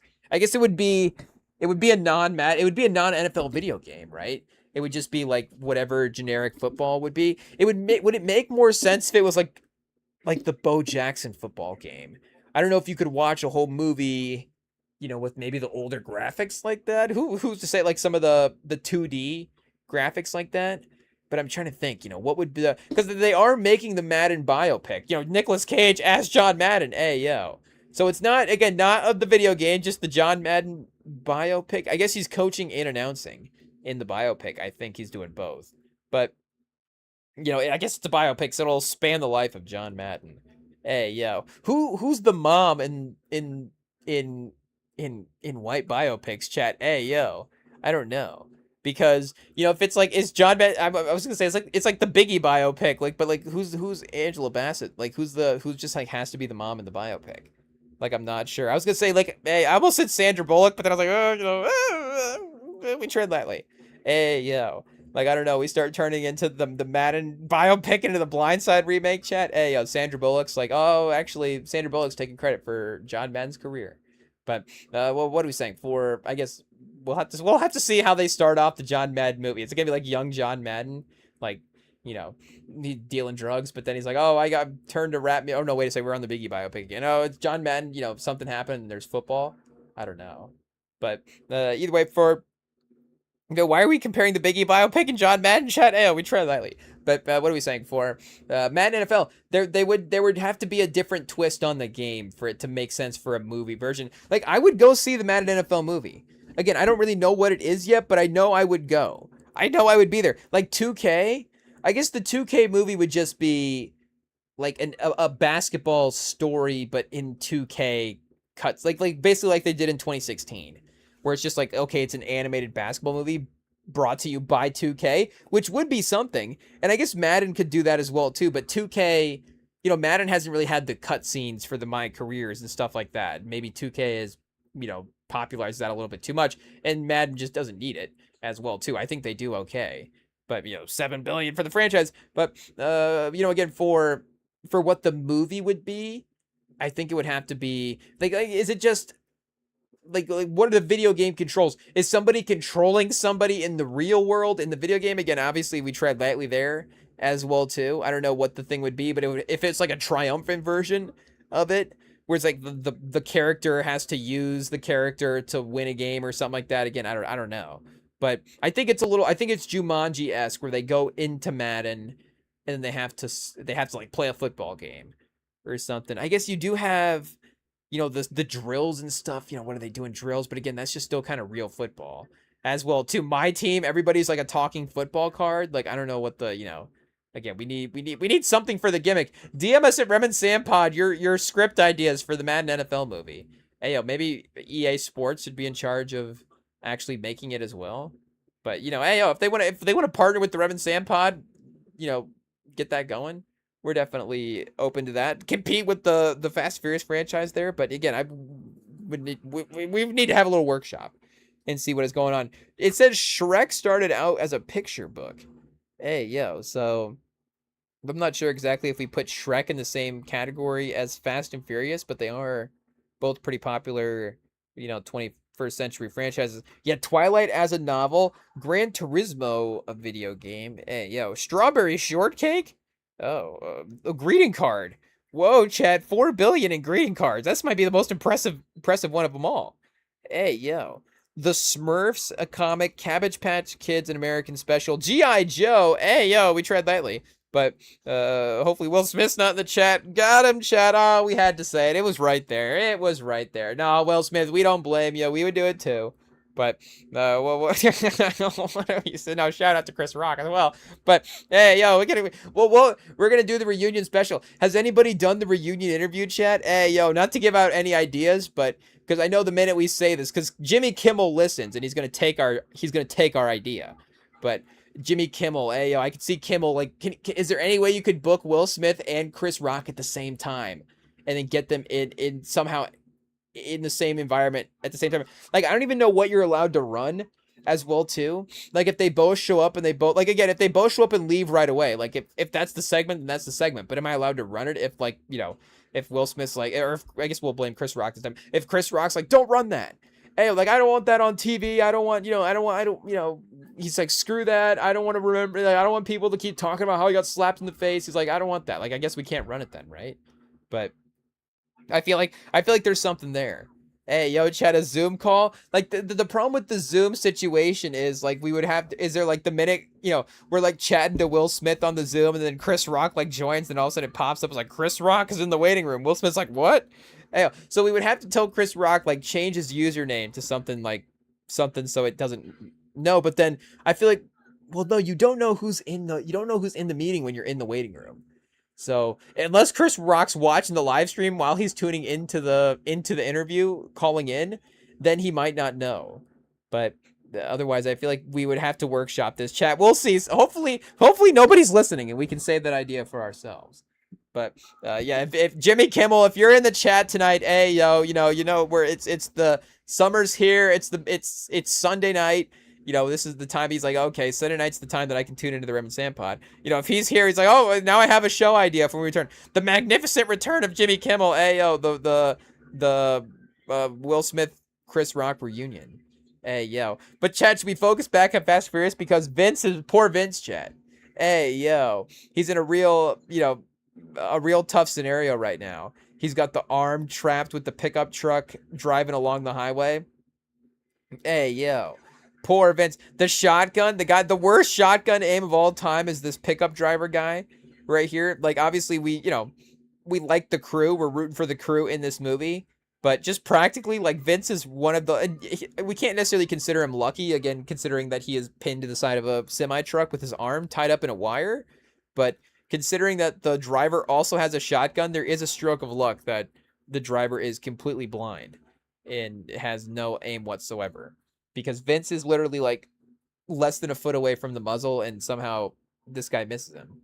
But you know what? Again, shout out to the truck driver, because you know what, Vince I guess gets to make it for a little bit longer. But I guess, well, maybe we're jumping ahead a little bit too much. But I guess again, Vince Vince is around. Vince is around. But Letty down. Hey, the semi driver attacking one of the cars, forcing Letty off the road. Tough stuff. Obviously, again, spoiler alert. Letty, I guess, is this some foreshadowing, chat?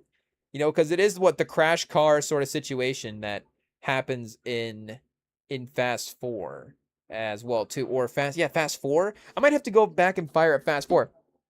They've had Fast Six on Tubi.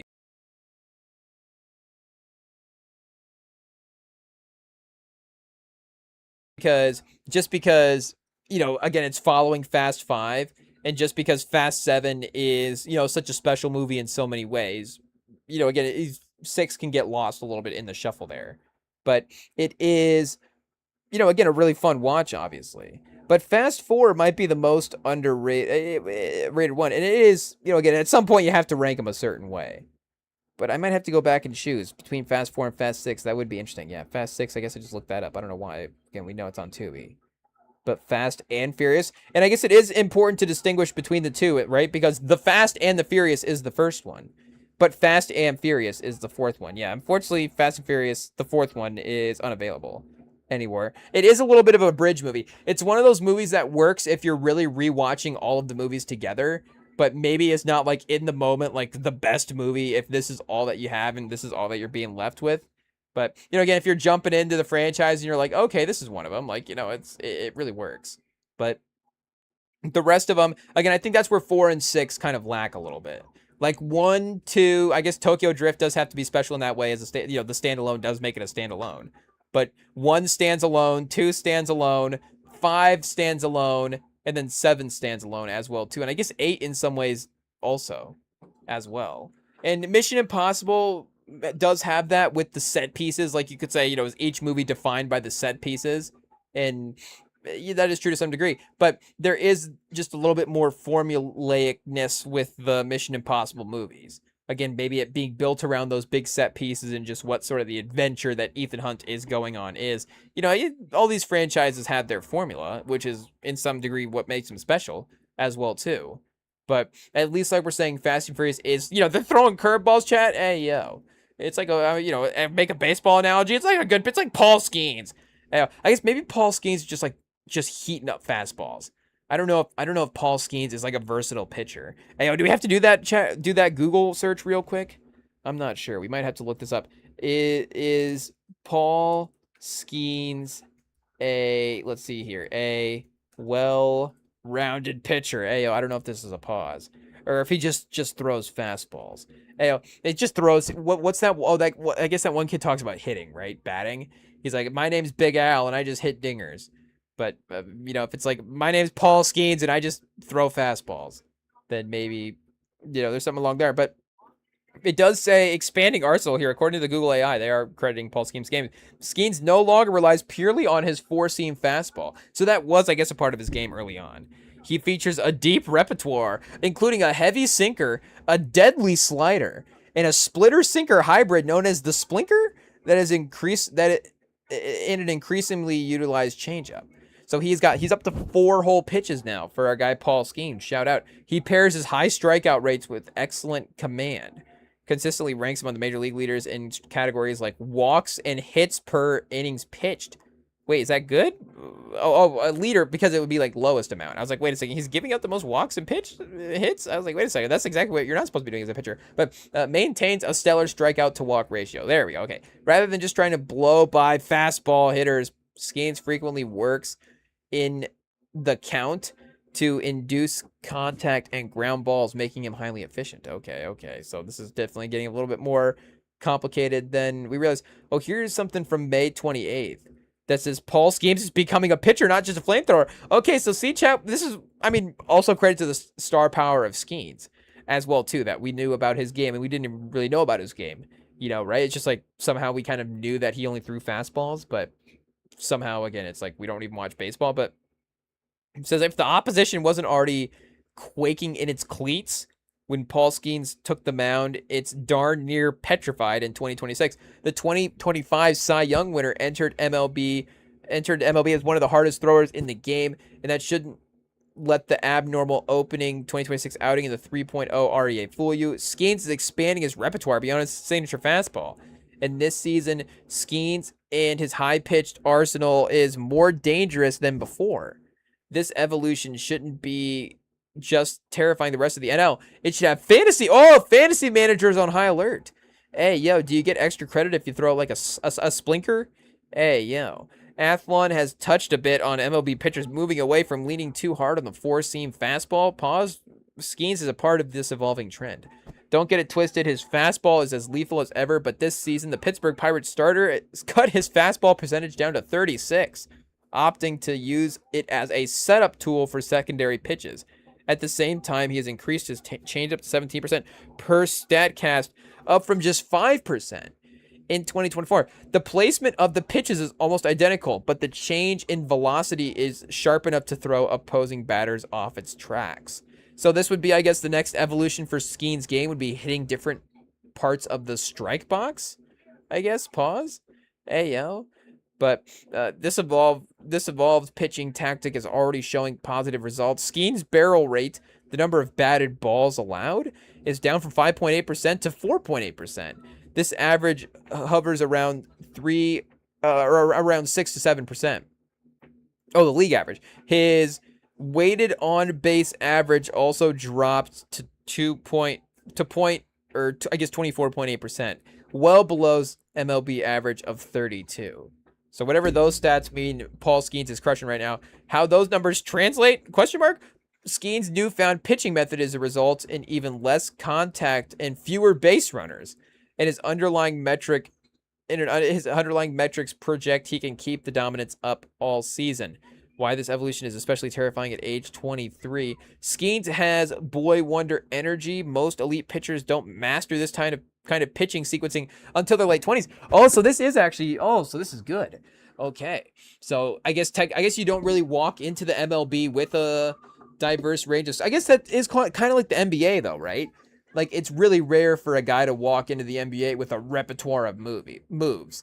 Like you might have, or movies as well too, maybe, but a repertoire of moves. Where, especially in the TikTok era, none of these guys have a repertoire of movies. But also, are they learning scoring moves as well? Where, you might have, obviously, the physical tools, pause. Like, you get it, like, Durant is probably as good of a scorer that we've had from just the polish, from the college to the pro game.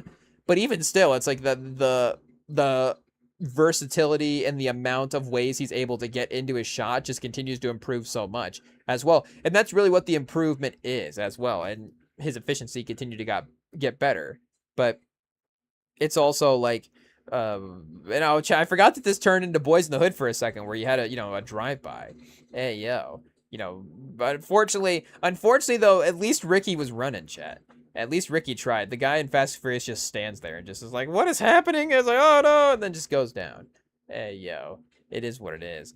But then Paul Walker in the chase afterwards is fun. And you do have the motorcycle usage in this one. I do like that as the contrast to the cars. It's like the villains are on the motorcycles and then the good guys are in the cars. It is, but it is like a nice visual cue. Like there is, they do, in the other movies, like, you're never confused. It's like, oh, wait a second. I thought are the good guys in the what car, bad car, whatever. Like they keep it, the good car, bad car is usually not like a question that you have when you're watching a Fast and Furious movie.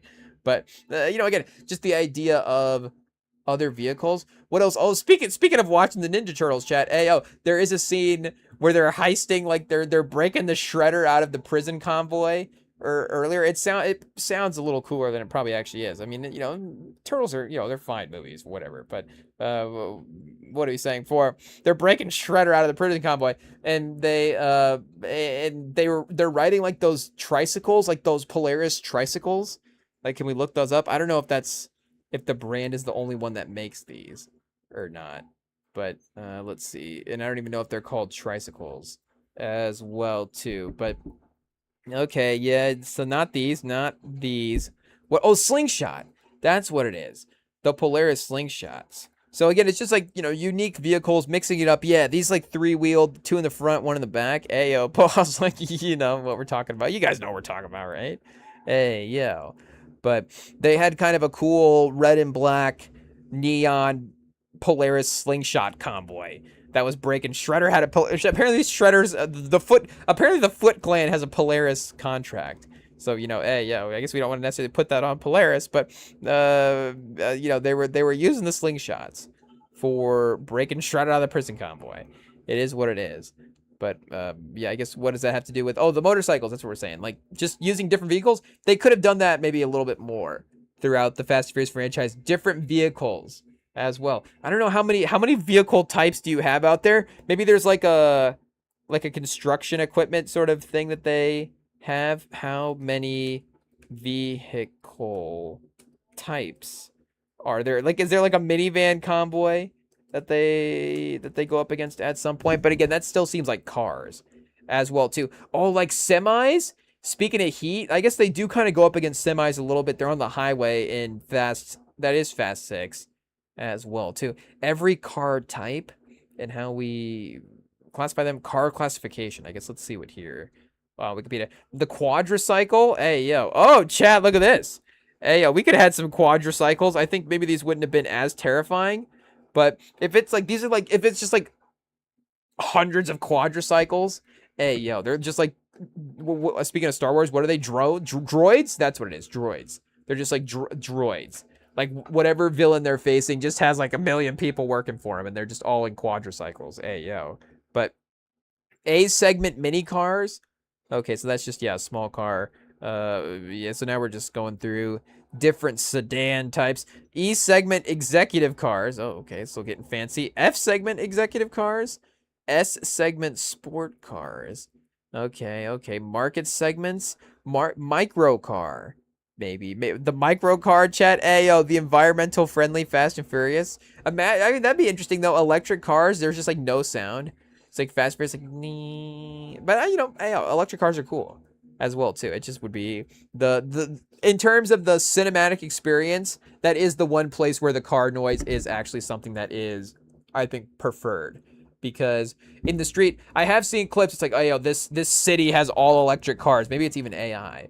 And it's like there's like no noise on the street because it's just like every electric car. And there is a guy that has like a fully electric car that goes to the gym that I go to. So he'll be like pulling it in the mornings when I'm walking in, but you never hear his car because you just hear, or you hear like the light, like of his like electrical car pulling in. And again, it's not, it's like, it's fine. I'm not like an old school car guy that's like, you have to have the engine and really like make it as gruff as possible. Hey, yo. And chat, the Vin Diesel and Dom Toretto just avoiding the train. Hey, yo. They're definitely at fault there if the train hits them. It's unfortunate. We tread lightly, I guess, with the terminology. Oh, and then Toretto just gets hit. Speaking of semis, chat, I guess, hey, yo. I guess I forgot poor Toretto's Challenger. It's really been through a lot, this entire franchise. It's only just the start, chat. You know what? It's a good thing that he crashed the Challenger now, because it sets it up for him rebuilding it for, like, what, 9,000 horsepower later? Hey, yo. I forget how many digits of horsepower does he get to 10? Does he get 10,000 digits? And you get Dominic Toretto just sitting up in the car, just like, oh, that was a tough one. But he's like, I'm okay.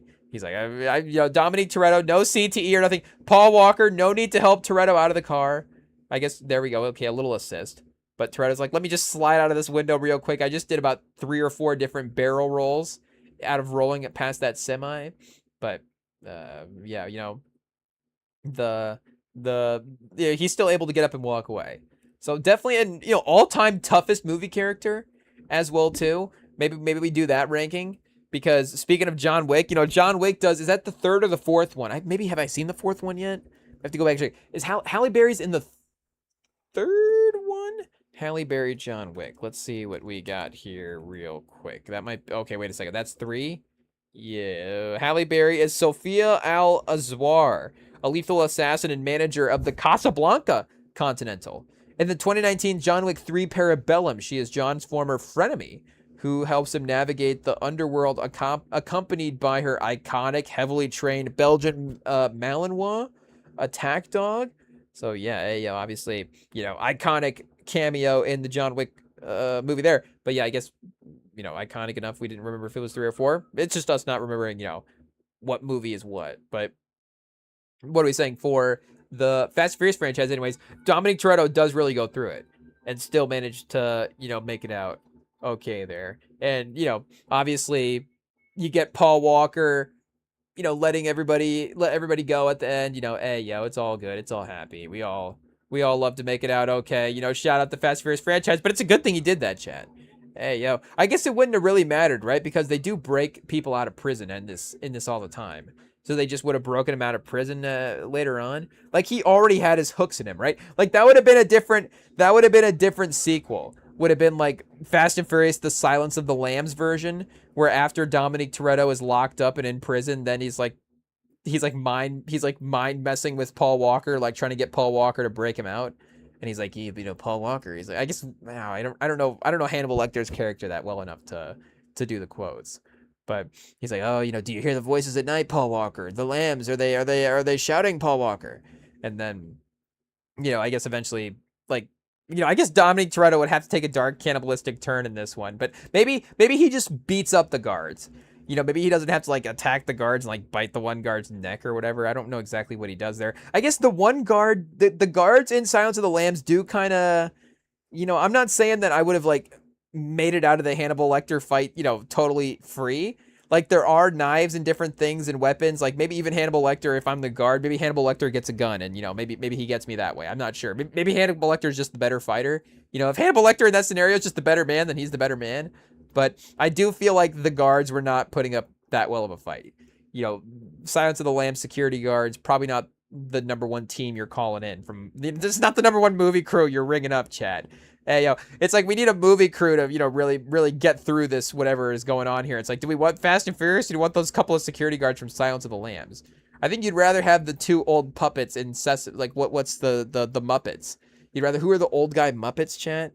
Hey, I think these guys are a little bit better, more equipped than the Silence of the Lambs security guards. Yeah, the Statler and Waldorf, chat? Hey, let's look up Silence of the Lambs security guards. Yeah, chat. Security guards scene.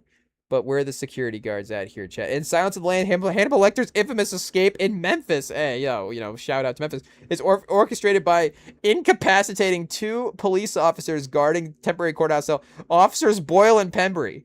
So Boyle and Pembry are the Statler and Waldorf of the Silence of the Lambs universe. It is what it is. And, they're definitely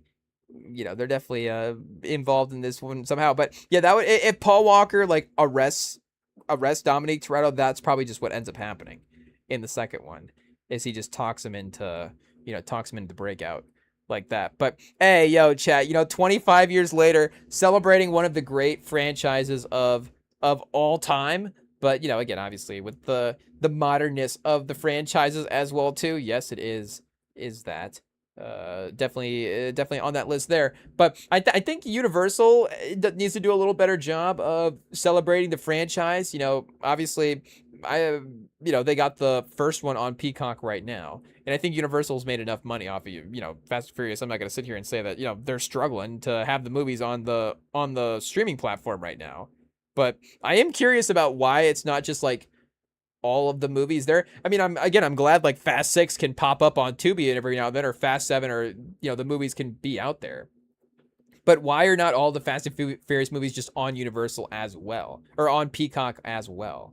That part I don't get. Like, you should just have that as an always on their hub of things, because again, that is one of those like mainstay, you have to have this service for that type of thing. So I don't know, do we have to do like a rights, like who has the rights to Fast and Furious? Can we buy the rights, chat?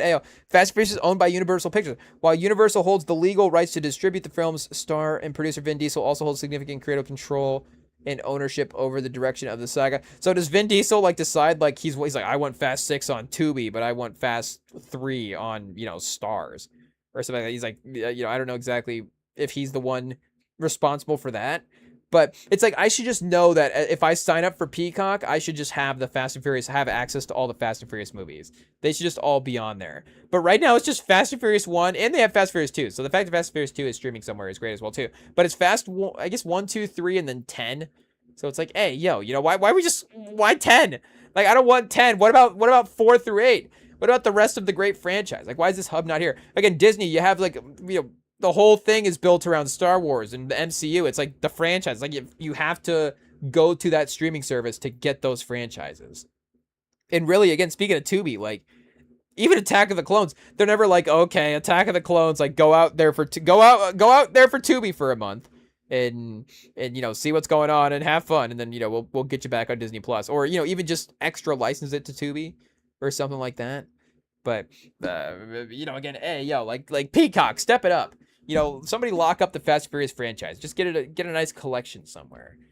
So they can have it. Again, like Warner Brothers, obviously HBO, you just have that Warner Brothers, I guess now Warner Brothers is what, Paramount or whatever is going on there, but you just have those collection of, whatever the movie studio is over there that you had, that you just like, okay, I know that if I'm on HBO, I have obviously the HBO shows in themselves, it's its own IP in a sense. I guess Paramount has a little bit of that with the TV universe of Yellowstone. I guess is Yellowstone in competition for best franchise of the 21st century now as well too. Where is Yellowstone here, Chad?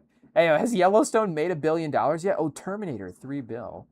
Thor, Zootopia, Iron Man.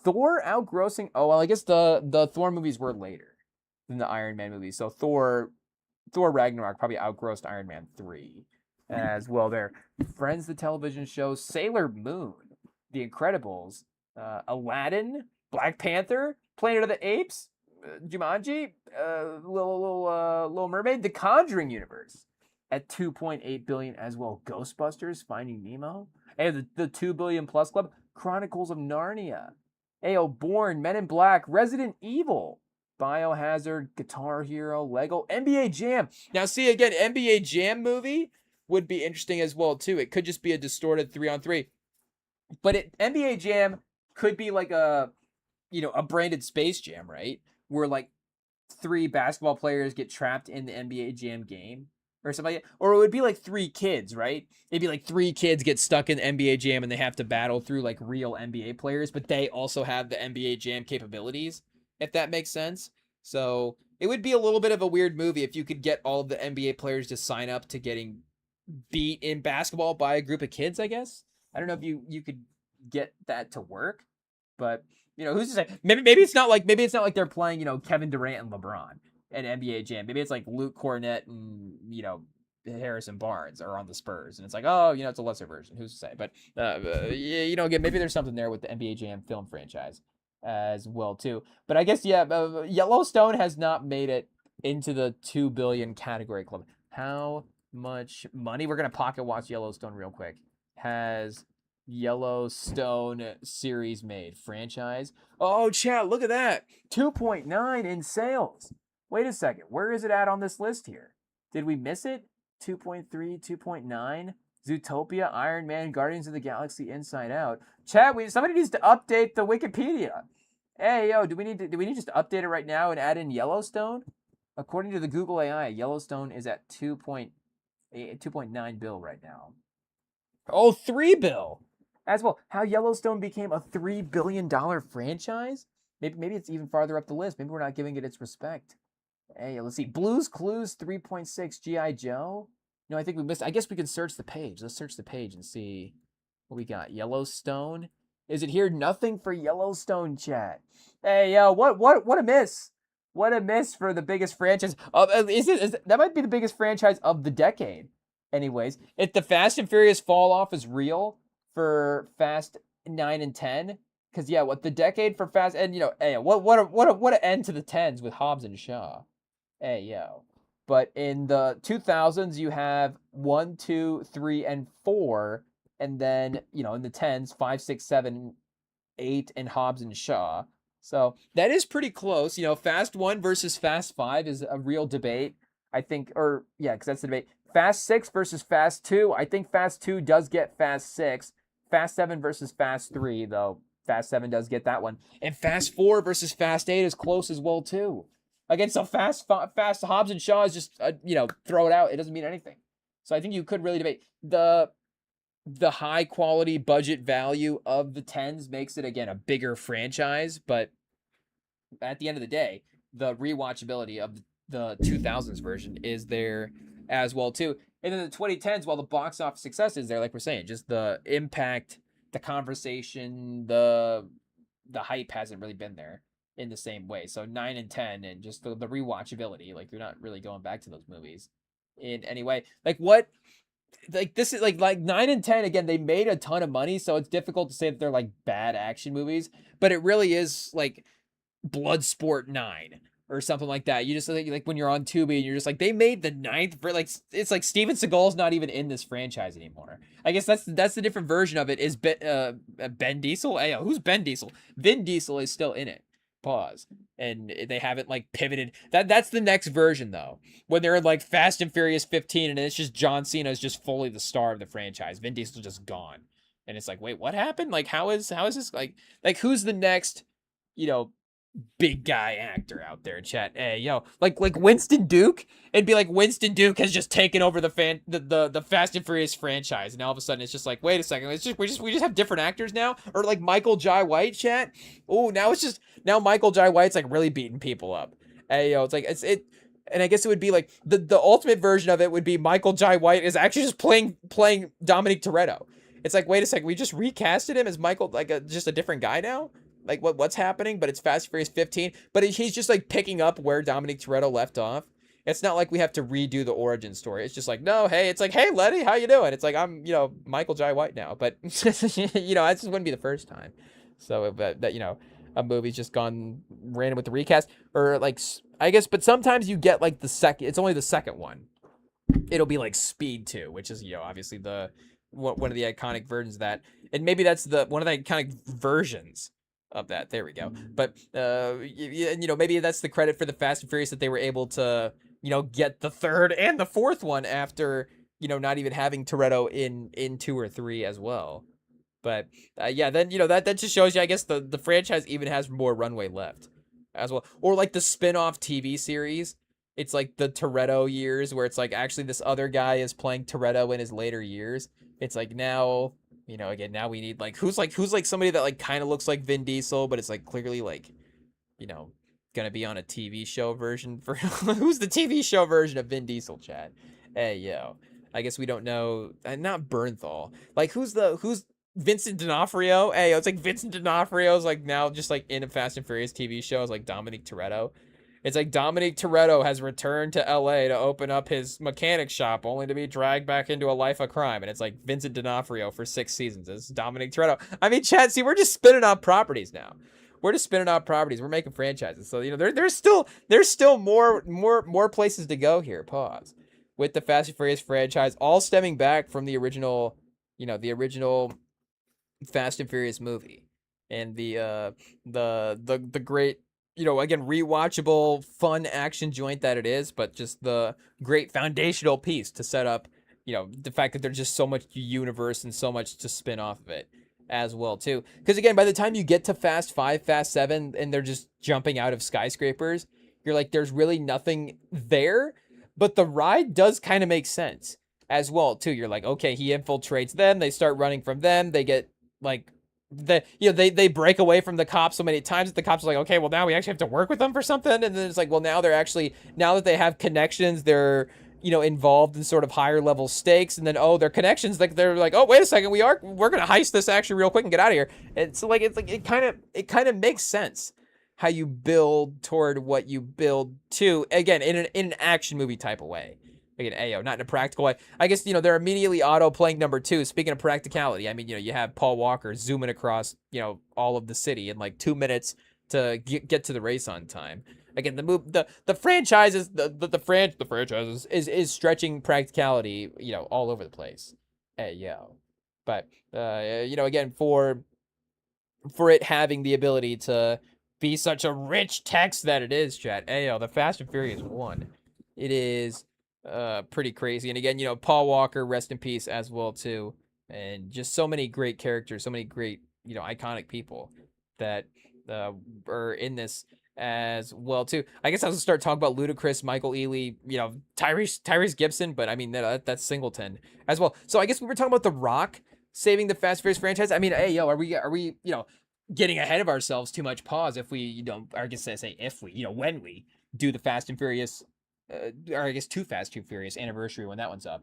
But maybe we have to just skip ahead and just do that one now. Pause. Hey, yo. I'm not sure. The Fast and Furious movies are some of the ones missing from the DVD collections at this point. I guess we haven't done a collection update in a second, but we did stumble across the Dark Knight trilogy. Just, as you just happen to stumble across that. But I had forgotten. Shout out to Champ, one of our guys. He had gotten this gotten this for us as like a birthday present or something back in the day. I assume that's what it would have to be. But and I found this in an old cabinet, and I was with my brother, and he was like, "Oh yeah, no, yeah, Champ got that for you for something," and I was like, "Oh, I totally forgot about that." And it's like, well, this is perfect because this was like the one thing that we had been missing from the DVD collection. Hey yo, and we had talked about before. Hey, go back, check the tapes. We have mentioned before about sometimes some of the newer movies. It's like, do I have to wait a few more years before we can actually get The Dark Knight on DVD? Like, we're not, 20 years. Does it have to be a 20-year run before we actually get it on DVD, or what are the rules there? Again, or it's more like, not what are the rules, but, what are the rules in getting it before something else, if that makes sense? Where it's like the only reason I don't have Creed on DVD right now. It's like, can I get something that dropped on 2015 in DVD? And it's like, yes, that's the whole point of owning physical media. But I get it. At least for our generation, there is that nostalgic element to it as well too. So maybe I don't want to, for in my mind, like start dating Creed as like a DVD movie versus, again, like actually it just being like an active, newer-ish type of movie as well. It's like, hey, I don't want Creed to be an old movie yet, chat, because what does that say about us? But, we might just have to admit that, and, we might have to also, relax a little bit. But, we might just have to admit that it's okay to get it in DVD territory if it, just dropped. And I guess, can we just like get the Coogler collection on DVD as well too? That'd be crazy, chat. Hey, just the 5 for 5 Coogler collection to start. Go Fruitville, Creed, Black Panther, Wakanda Forever, and then Sinners as well too. I mean, hey, chat. Hey, that'd be insane. I don't know how you get the rights to work with some of the multiple stuff there, between the Rocky franchise and the Marvel franchises. But if Coogler got the rights to his own movie there, so for Sinners, so I'm sure that he could have the the persuasion with the studios, hopefully, to make that work, and we can get the DVD collection there for something. But in general, there isn't like, well, as I start saying that, but again, like Sicario or something like that. Like I don't know if I'd get Sicario quite yet. Like I definitely would because I'd watch it all the time, but it is on streaming quite a bit as well too. There is some of those things like Heat. Like Heat's free on YouTube every other month, so it's like, do I need to get this on DVD or is it just I just watch it free on YouTube? But again, so there are a couple that we are missing. The early Fast and Furious ones are definitely there as well too. But hey, chat, shout out again. Such a great movie to go back and revisit. Such a classic, and so much great times that it ended up leading to, again, rest in peace to the legend Paul Walker as well. But we got a little bit of time before the NBA draft here this upcoming Tuesday. We've got, I guess I should say, we still got some sports stuff we have to focus on as well too. The World Cup is going here, so Sunday movie time is fun. And we are still, bummed out about the finals. But I guess, we are NBA journalists, so we have to focus on the NBA, and we have to get back to basketball at some point. So when we return, we might do a quick overview of the NBA draft before, Tuesday night here to make sure we're just locked in. Make a little primer. Make sure we're locked in. Make sure we're ready to go, and we're not catching up too much on the actual draft. We're doing our homework last minute. Hey, so last minute NBA draft homework chat right after this.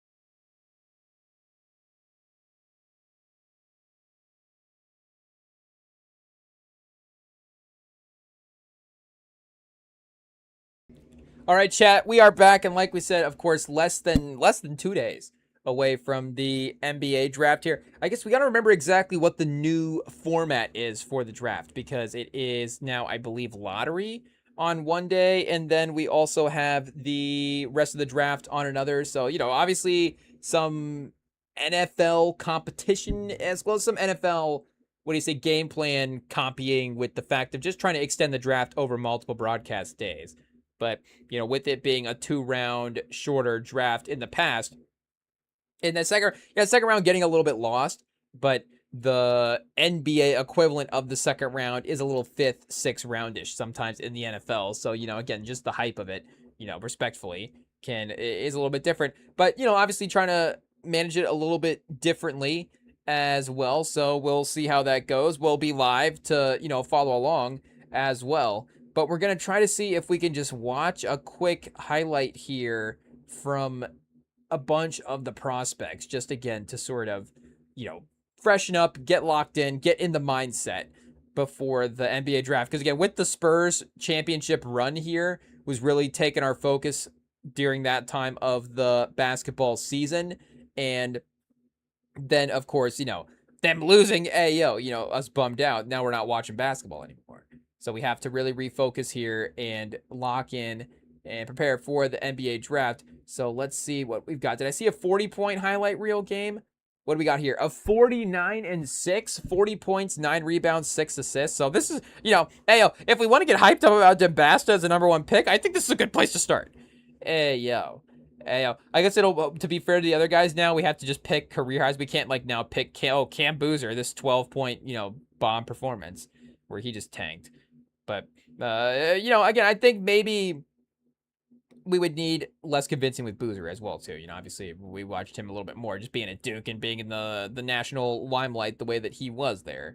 And, there is a safeness to his game as well, too. I guess I don't really know what the safeness to his game would be over DeBasta's because DeBasta is also a great scorer, but just Boozer is a little bit of a better playmaker as well, too. But, for us, there is some of the Paolo comparisons as well. And I still really like Paolo as a player.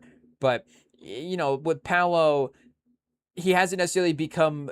Well, I guess we can't discredit him too much. There's not necessarily the perimeter game and some different elements there in, the Orlando offense that they probably need to just get cleaned up in general with, really maximizing what he can become as well, too. So this is Big Ten tournament first round against Kansas State. 12-9 Kansas State. So maybe he should be cooking them for 40. Who's to say? But obviously the best array of moves in the draft. And I guess this goes back to what we were saying earlier about, guys going into the NBA as polished scorers. Yes, Dembasta is a polished scorer, but he's still nowhere near, hopefully if you say he's going to get better, nowhere near what he would be. I guess, kind of watching it would, I guess, do you say worst case scenario? I don't know. Again, we respect the names that we're going to say, but there is, I guess, maybe is there a Jabari Smith route with him where he does have, great mid-range scoring capabilities right now, is a really great isolation scorer, but, maybe in the NBA, is it corner three, some of the defensive stuff, maybe he's not as effective in the athleticism in getting to all of his stuff. But I think Dembasta is a better athlete. And I think he's just a better creator than Jabari was as well, too. That was one of the evaluations of Jabari at Auburn was boy, this guy just hits tough shots. It was almost a little Jaylen Brown-esque. Maybe we, again, think maybe going back, putting all these guys in the same list. Maybe we think that Jabari Smith was more of what Dembasta actually is, if I'm even saying that right. Or what Dembasta is, maybe we thought that was kind of what Jabari Smith's evaluation was supposed to be. But again, maybe he was a little bit closer to what Jaylen Brown's evaluation was at the time, where it's the scoring game is going to need to be developed a little bit. But he had that sort of crossover, mid-range, isolation, tough jumper game that he could get to. But you see Dembasta, just has I think a better array of moves. And I think he's better at getting to the basket as well, too. I think that was one of the major things with Jabari's stats was this guy just does not get to the basket at all, if I'm remembering correctly. Or was it the threes? There was one direction there where it was something that's just majorly concerning about, the game here for Smith in, maybe a top scorer in the NBA typically doesn't have that concern going in. But again, I don't know if Dembasta has that necessarily. But, again, just sort of the isolation scoring factor of it all. Again, there is maybe the Jabari Smith route that could take. I don't necessarily see him as like a Durant comp. I mean, I see him as he's obviously a taller forward. So there is that. But Durant is, I think, a little bit more fluid and, obviously a little bit more perimeter oriented, not necessarily using like his strength. Obviously getting to jumpers and using his length, his size, But I see Dembasta like using his body a lot, using his shoulders, getting into guys. Again, even like Tatum. Like Tatum can drive and get a shoulder into you, but I don't think that's Tatum. Tatum's game is not drawing contact. And chat, we have to hydrate real quick. I almost want to say that he's a little like Shea in some type of ways, like 6'9" Shea. Hey, what do we have for Dembasta here? 6'10". Hey, 6'10" Shea. So I guess the other part of it would be, would Dembasta also grow as well too? Would he get to? We've seen it with Giannis. I think we've seen it with Wemby as well too. Was Wemby like 7'3" when he got drafted, and he might be like 7'6" now?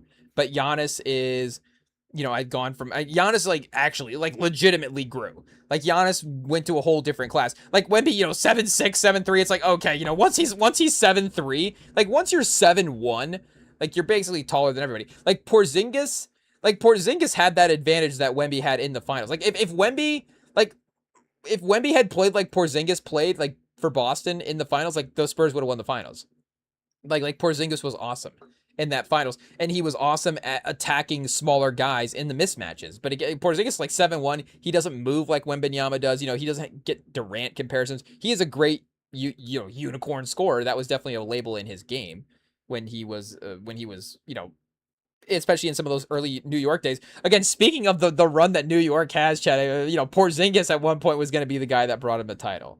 Hey, who would have thought? Just little old Jalen Brunson over there, second round pick. Nobody believed in him, chat. But hey, I guess nobody believed in Tingus Pingus either. But unfortunately, Tingus Pingus didn't have the same sort of redemption arc the way that I guess. But did nobody believe in Brunson? I don't think that nobody believed in Brunson, because he definitely got a contract upgrade when he went to New York the first time. But now looking back, it's like he's taken pay cuts, so it's all it's all evened out as well too. If you thought he was overpaid back then, well, he's underpaid now. So I guess he got to are the people that are criticizing him giving him the compliments? I don't know if that's necessarily happening the same way. But I guess for what are we saying? For Dembasta, that is a possibility as well too. I guess that's a possibility for everybody, but I don't know why. But I think for something about Dembasta, and obviously maybe it's just the fact that his scoring game is so isolation based that if he did get taller, it would just be more terrifying. But I guess what I was gonna say for Giannis, or for the 7'1" factors, like Giannis went from legitimately like 6'9" to like 7 foot tall. So he went from he's a small forward point guard type of guy to now all of a sudden he's just a dominant physical center. I was like, we're comparing him to Shaq almost. But again, so I guess, is there a possibility that Dembasta could get to 7 feet at some point in his career? But what are we saying? I think that there is an interesting forward element to his game as well too. I don't want to just rip off comps from everybody.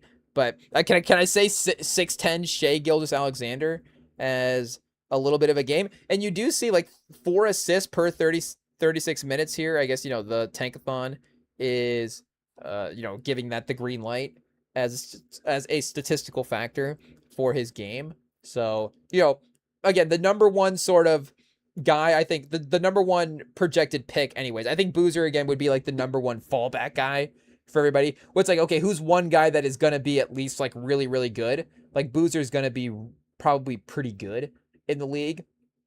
But again, I guess as I'm thinking about what's the case for Dembasta, not being there? Because for Peterson, I guess do we just rapid fire move to Peterson highlights next here? I guess, again, this is a rapid fire draft primer. So let's get Darren Peterson highlights up in the background here. Again, there was a case for if Sacramento was going to take him, it's like, okay, is this Ben McLemore 2.0?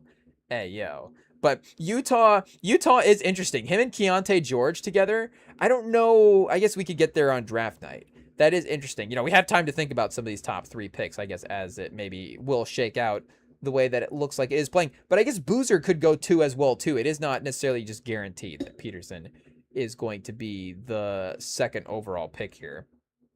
And I guess Boozer could also go number 1 as well. But let's see. Do we just go best of Darren Peterson here? 27 minutes of Darren Peterson highlights. Let's see what we have got here for games. We go back to the Ball is Life era as well, too. But I guess, yeah, we got a little highlight reel here we can throw on for his freshman run. But, and, injuries as well, too. You can't necessarily blame a guy too much for injuries. Hey, how harsh are we going to be on a draft critique that, unfortunately he had a couple of things he had to work through there. But just the mental of the guy is missing games, like that's a different thing. Again, even if Dimbasta's not playing well, the fact that Peterson was just absent from the team, again, I don't know how much I want to, make that a criticism of his evaluation, but there is just something about seeing that makes that, quote unquote safeness of the prospect, a little bit different. Again, compared to Boozer, it's like, okay, he could be out there, worst case scenario, if is Boozer like the 6th man forward, in running the offense, like Boris is worst case, scenario, Cameron Boozer like Boris Diaw versus, again, just like not playing or playing a team out of a game, which is maybe the other way to say it for Darren Peterson as well too, or even for Dimbasta as well. It's like, does Dimbasta, and again, like the Durant kind of things, like Brandon Ingram would be like a guy that got the Durant comps back in the day. And Brandon Ingram was like, the Raptors were pretty good this year. So like, we can't say like Brandon Ingram like leads bad teams all the time. Hey, but is there like a Brandon Ingram scoring sort of factor for Dimbasta at some point in his career as well too? Where again, like Boozer, maybe he could find a role on a team, like we said, Boris Diaw or like Iguodala or something. He's not athletic, but maybe like late stage, Warriors Iggy or something like that for Boozer as like a worst case scenario. Again, that's like a really good 6-man impact guy. But Peterson, you see the shot making right away is obviously insane. People have been calling him like the best guard prospect in, of all time. AL. Like, it is crazy the hype that he is getting. I mean, I'm not saying that I don't see it, and you look at the numbers, like his game is insane. The fact that he doesn't play make at all is a little bit concerning. Like, at some point, we are playing basketball here. Like, this is a team sport. Like, hey, like, again, like, how critical are we going to be if he's just an amazing shot maker as well? But sometimes, again, is that going to mean that is he, are we talking Lonnie Walker here? Or obviously, I think he's a little more polished than that. But if he's not playmaking at all, like, what does that mean if you're trying to build a team? Again, if you're the Jazz and you're bringing in Darren Peterson, it's like, well, okay, are we ready for are we just ready for Lauri Markkanen to not take any more shots as Darren Peterson, tries to figure this out? Or, Keontae George as well too, whatever the balance is there between those guys trying to get the shot making down. And I think George does have some good point guard skills as well. So maybe Darren Peterson just operating off the basketball is a different type of thing if you're setting up. And maybe that's really scary as well too. But thinking about a guy like Devin Booker, was like legitimately playing off the ball at Kentucky. But I remember even in the Kentucky days, there was that evaluation of like, Devin Booker can do a little bit more than just be an off ball guy. And he was like the 6th man for that team as well too. So I remember even him being a lottery pick at the time was like a little like, oh, do we say a gamble? But it was just like, that's how crazy that Kentucky team was. Obviously, looking back, it's not, because he's arguably the best player on that team. And, Towns obviously is the one now with the ring as well too. But Booker probably did a little bit more in terms of getting a team to the finals than Towns did with the Suns team. And I mean, Booker was better in the finals than Towns. You go back and look, Booker had 2 40-point games there back to back. With all due respect to Towns, who was really good against Wemby. Like, Booker was just on a different level. And unfortunately, ran into Giannis there as well. Donovan Mitchell, I guess, is an easy sort of comp to throw at Darren Peterson here, just because Donovan Mitchell is, a great scoring guard, sort of a prototypical athletic guard type of game, really great at slashing into the basket and has developed a really good, mid-range crossover game, can get a 3-point off the dribble, off the ball as well too. Just kind of versatile, scoring all three levels, obviously as a shooting guard. And I think I've maybe heard Wade a little bit for Darren Peterson as well too. Again, there's just a certain level. I'm sure we've thrown the names out as well too, so it's hypocritical for me to say once another guy makes a comparison for a legend, it's like, well, we can't do that. And then, but I'll make the comparison to the legends. But still, it's like, okay, like Wade, we're just gonna say that he's Dwayne Wade. It's like, I guess so. I guess who did we say Dembasta was? We said he was Shea, right? Like I guess Shea is what, like a top 12 chat. Hey, we'll be safe. But like a top 12 guard of all time, if we're kind of mixing in both, right? Top 10 shooting guard, top 10 shooting guard of all time right now, maybe. I guess we'll have to, go back and obviously look at the list. Hey, stock down a little bit after losing the Western Conference Finals, but still a back-to-back MVP, so still historic. Could Darren Peterson be a back-to-back MVP? Hey, obviously it's a bit of a question to ask about anybody. I don't know, it's tough in this class. I guess we've had like 7 guys be back-to-back MVP, so not every draft class I guess is gonna have that. Hey, it is what it is.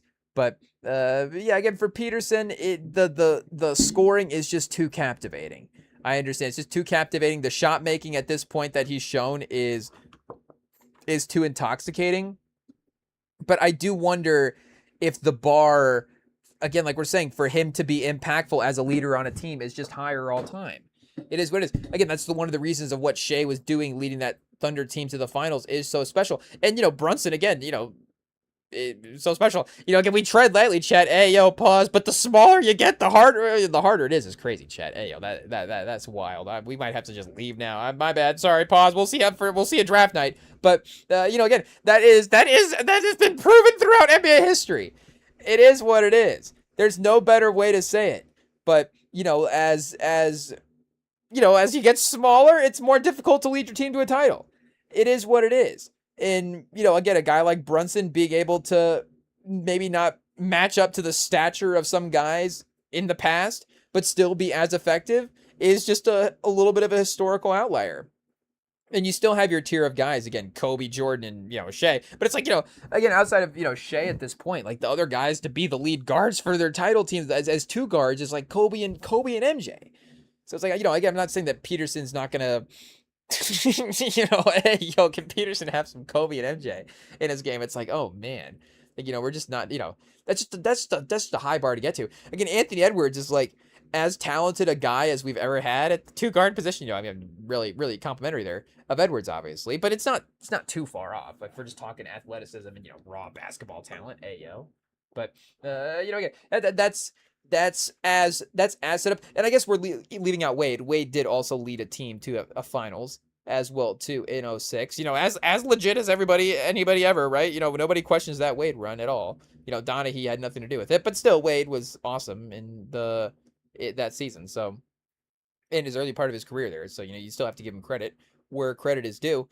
But again, for Brunson, it's like, okay, what's the list of couple of guys? You've got him and Iverson or him and Isaiah Thomas and Steph are like the only guys to be the small guys to lead a team to the title. And then Iverson, made it but didn't win. And then, like we're saying, Jordan and Kobe and Shea are the guys to win the finals. And then it's kind of, again, you don't want to just reduce it and be basic, but it is, it is what it is. It's kind of forwards after that. Shocker. Like, it turns out, the 6'8", the 6'9" guys, they run the league in the centers as well too.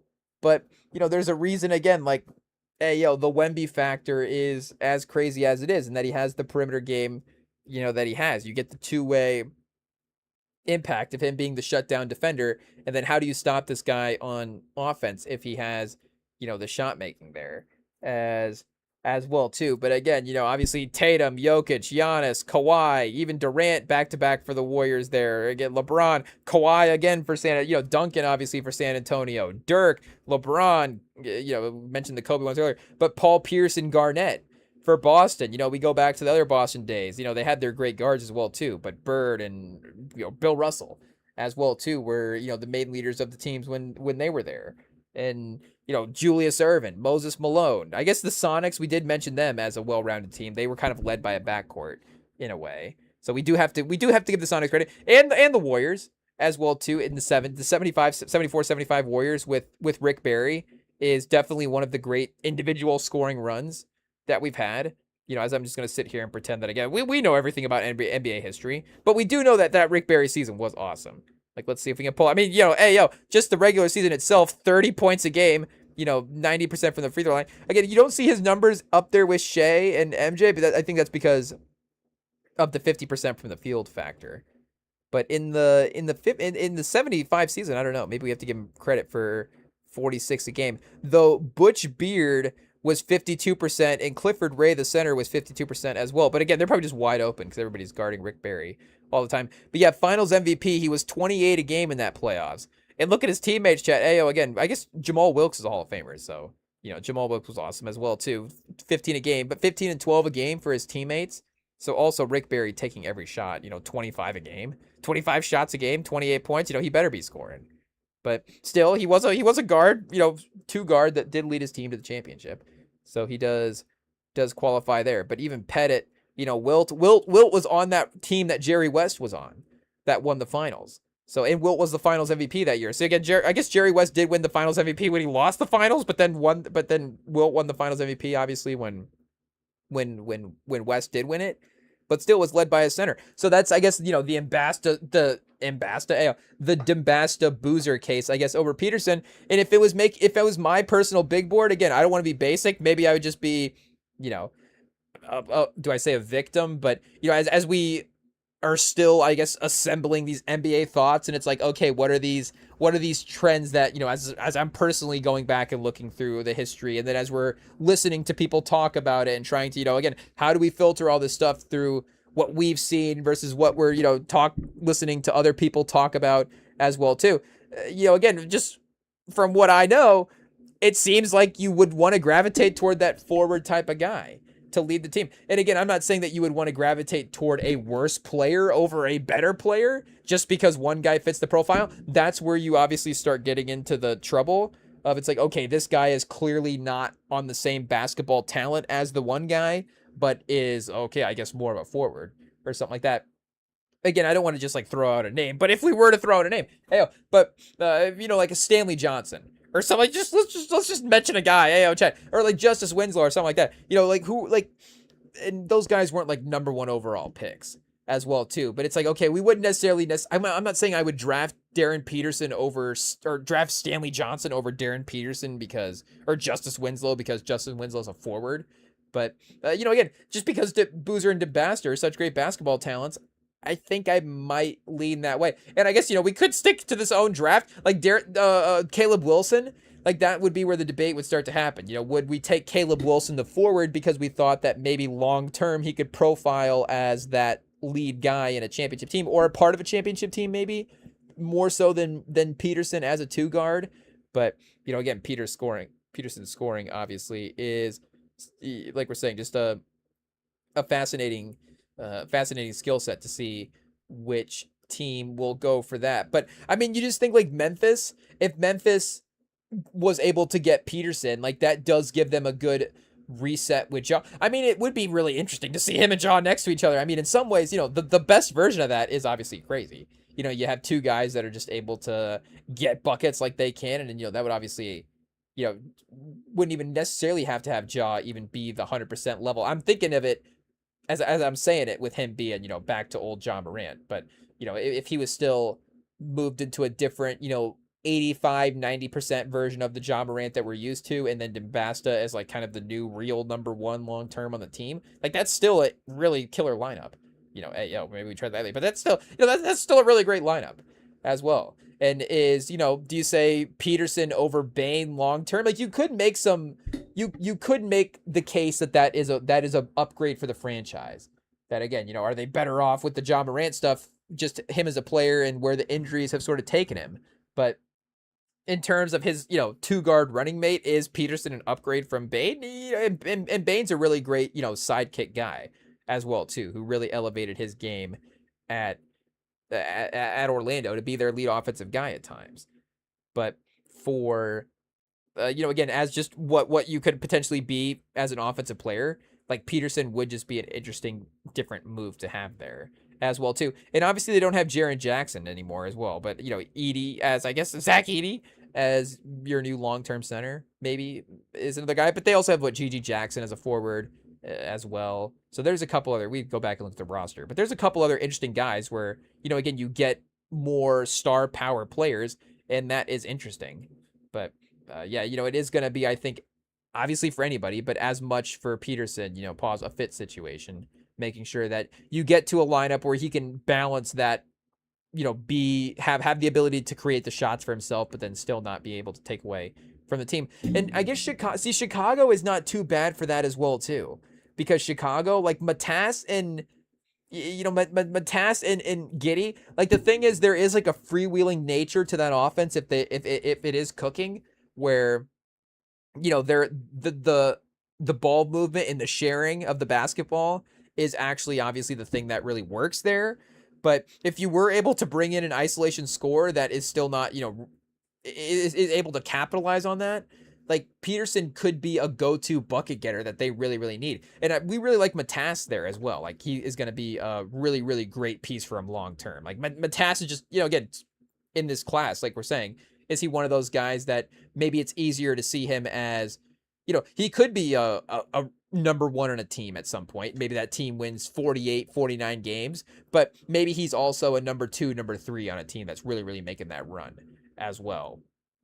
But, again, maybe again, he's a little more additive in some ways. And, obviously, again, shout out to Peterson as well, too. But, again, maybe he is able to be the go-to end of shot clock, end of scenario scorer that they would really need, and the kind of, relentless bucket getter as well. And that would, and again, with Giddy there, like there would be a playmaking element that I think could really help out Peterson, because you would have like say Peterson is literally 1 point, he's 1.5 assists per game, like per 36 minutes. He's 2 assists per game per 36 minutes. So again, I think even Kobe was, Kobe gets this no pass sort of just memory, I guess, that people, remember his games. Like, oh, Kobe didn't involve his teammates. There were like some moments, obviously, where Kobe like froze out guys and, was like, okay, I'm taking over this game. But Kobe could play make. Hey, like Kobe could pass. Like, it's just like also Kobe wanted to shoot. Like, I mean, Kobe was just like a high IQ guy. Like, it's like MJ as well. Like, obviously, the two guys. But it's not like MJ couldn't pass and couldn't play make. It's just, I think he just preferred to take the shots and preferred to score. But, and I guess, also Shea as well. Like, all these guys are smart basketball guys. Like, they could probably average 7, 8, 9 assists per game if they really, really wanted to. But also, you could average 32 points a game. We'll just do that. But again, Peterson's out here. Peterson's 2 assists a game. Like, he's not playmaking one bit, with all due respect. So if if you have, an aggressive playmaker the other side, I guess like Halliburton, like if the Pacers somehow had their 5th pick and it was Halliburton and you had a guy that could get 10 assists next to scoring. I mean, we saw him a little bit with Mathurin, it's like, is Peterson like Mathurin 2.0? Hey, yo. I guess that is interesting. Again, like it's like somewhere, maybe Mathurin is the Boris Diaw case, I guess, for Peterson, where if this is what Mathurin is as a 6th man, like Mathurin's still a really, really good player. But obviously, he's not like Dwayne Wade right now, with all due respect, or, going to lead a team to the title. Again, we're talking about right now. We're not going to count out Mathurin for his entire career. Ayo. But, at least that would be a blueprint for him to be on a court impacting, again, not having to be like, okay, can I find a role? Do I have to go overseas because nobody's going to give me, 15, 20 shots a game, but that's what I have to take. Or like D'Angelo Russell as well too, where it's like, does D'Angelo Russell have to insert himself into the offense in a certain way that is just, if he's not being efficient from scoring, then it's just maybe going to be a little defective from the team. And again, like if we're talking Shea, Kobe, and Jordan as the highlight, or as what do we talk about, the blueprint for like, this is what the 2 guard has to be to lead a team to the title. All of those guys are great defenders as well too. And Shea playing next to Jalen, playing next to Dort and Caruso. Shea's probably the weakest defender between MJ and Kobe. Like, MJ and Kobe are legit lockdown guys. Like, MJ was obvious, and maybe Kobe a little more slightly beloved on some of those, maybe a couple extra respected all defensive teams compared to actually being the best defensive guard in the league, but was still, like, again, an amazing defensive guard. And MJ was as competitive, as locked down as any backcourt player we've ever had in the history of the league. One of the great steals guys ever. So, is Darren Peterson also going to be that defensive guy as well, too? Is just a lot of questions. And that's where, that's a, maybe right now in our draft phase, that's where we're at right now. Like, what guys just have the least amount of question marks? And again, sometimes you throw that around. It's like, oh, off court, all this different stuff. I'm not even saying that. I'm just saying on the court, like trying to fit this into the bigger basketball picture. Like, who has the least amount of question marks? Who has the easiest path to being an impact player in any type of way? And again, we know Peterson's going to impact. But and again, like if Caleb Wilson doesn't have a 3-point shot, again, there's obviously a good and bad for every player. Hey, it's just like, okay, are we just gonna pick at some point, to make a case what players we want to be optimistic and what players we want to be pessimistic about? But like we're saying, we're also trying to fit it into the larger picture of the league as well too. But just trying to absorb some of these these Caleb Wilson highlights as we're talking here. Like, obviously just the off the ball impact. We already made the Iguodala case with Cam Boozer, but I do like the Boris Diaw comp because that means Cam Boozer could also get a little pudgy later on in his career, and that's like a fun version of Cam Boozer, like dad bod Boozer chat. But the Warriors Iggy comps might be applicable for Caleb Wilson. And I don't know. Maybe he's just on the mind for some reason. Are we watching an Iguodala Classic game next? I don't know. But an Iguodala Sixers game would be fun. You might have to throw that on, Chad. I think there's some Iverson crossover there. There might be some fun rosters and some fun matchups, like an Iguodala versus T-Mac battle or something like that. We'll have to see what we can cook up in the YouTube archives here for our own, I guess, personal rewatch. But the help side, some of the just all of the off the ball cutting help side stuff, both offensive and defensively, is just really impressive for Caleb Wilson. Again, I don't know if he's generating a basket for himself the same way that Peterson is, but he can really cut baseline. And I guess, he's got some turnaround jumpers and stuff as well too. Again, it's not going to be lead offensive type stuff right away, but he can pull the three as well too very effectively. So, and I guess he would be a guy that if he would maybe slide a little bit in the draft and go to a better team, then he would really, really be impactful. Like, if somehow Caleb Williams, if Caleb Wilson ended up on the Warriors, or I guess maybe the Mavs or the Hawks, it's just a little bit later in the draft. And I guess the Bulls, like we're saying, could be interesting for him. Like, they would need, I guess, the Peterson factor. Like, if they had one little bit of a better score, and maybe that would be Matas just as the veteran taking a step up as well. I'm trying to think who they even have there for veterans. They obviously traded Dosunmu, who's more of a bench score guy, but a 40-point a game guy in the playoffs as well too, as we saw that one time. But or like Keaton Wagler, maybe the guard as well. Like, is Keaton Wagler more of an assertive bucket getter, or like a Cuff? Like, a Cuff would be interesting in Chicago as well. Oh, Derrick Rose 2.0. Whoa, But, again, Caleb, there's no way that Caleb Wilson is not going to be an impactful player at some point in his career. Like, he will go, like, I'm just watching him right now. He will go to, and he's, the crazy athlete. He can get lobs. He's dunking on everybody. He's blocking shots. And the turnaround jumper, the footwork is really nice. Like, he does have some of Dembasta's offensive game, but he doesn't have, it's just not the total package right now. But, like, he legitimately has great defensive highlights here. Like, again, and Debasta was doing so much offensively, and then he's just been that guy for his career, so he hasn't had to focus defensively. But Caleb Wilson might be the better two-way player. So, again, Debasta's gonna take 17 to 22 shots a game as a rookie, depending on where he goes. Caleb Wilson might be 9 to 12. But he could still be first team all rookie, and there could be some advanced stats that say that he is weirdly as impactful. Like, speaking of number 2, like, as I'm watching him right now, would and again, it's all team based. Like, and Boozer's great. Like we're saying, Boozer, you could argue, is the safest guy in the draft for us. But if you have Markkanen, if you think Markkanen's gonna have 4, 5, 6 more years in this team, like, really be a part of the core here that you're trying to build. But also between him and Keontae George as well too. Like, could he be that additive type of guy that, again, he's not going to, his scoring is not going to be, we're bringing in this guy and he's, we're bringing in 03 Melo. And now all of a sudden, are the Pistons have this new look that's going to reinvent them for winning the title right away. But then I guess, the Jazz aren't the Pistons from back in the day either. Hey, yo. But for now, like, is it going to be the look that brings them to the next level in year one? Like, it would also, again, just them with the cumulative roster that they have, everybody taking a step forward and everybody committing for it to be the season that's like, okay, now we're trying to win games. But Caleb Wilson can be the guy that in the now we're trying to win games season, like, actually help you do that, but also set, because I just, in some guys, you have a feeling it's like, pause, like, his game is going to get better offensively. And it's like, okay, well, I assume this guy's going to get better and this guy's going to get worse. Ayo. But if he's hustling this much on defense, and there's just, if a guy is usually like hustling and playing well, like, there is a hard work factor there. I guess everybody AO is hard work if you're this good. But there is just, there's like I don't know, a gym rat sort of vibe that his game gives off, that just a hustler sort of basketball game. But I don't know, Caleb Wilson might be reinventing our rankings. This is a very favorable YouTube highlight cut.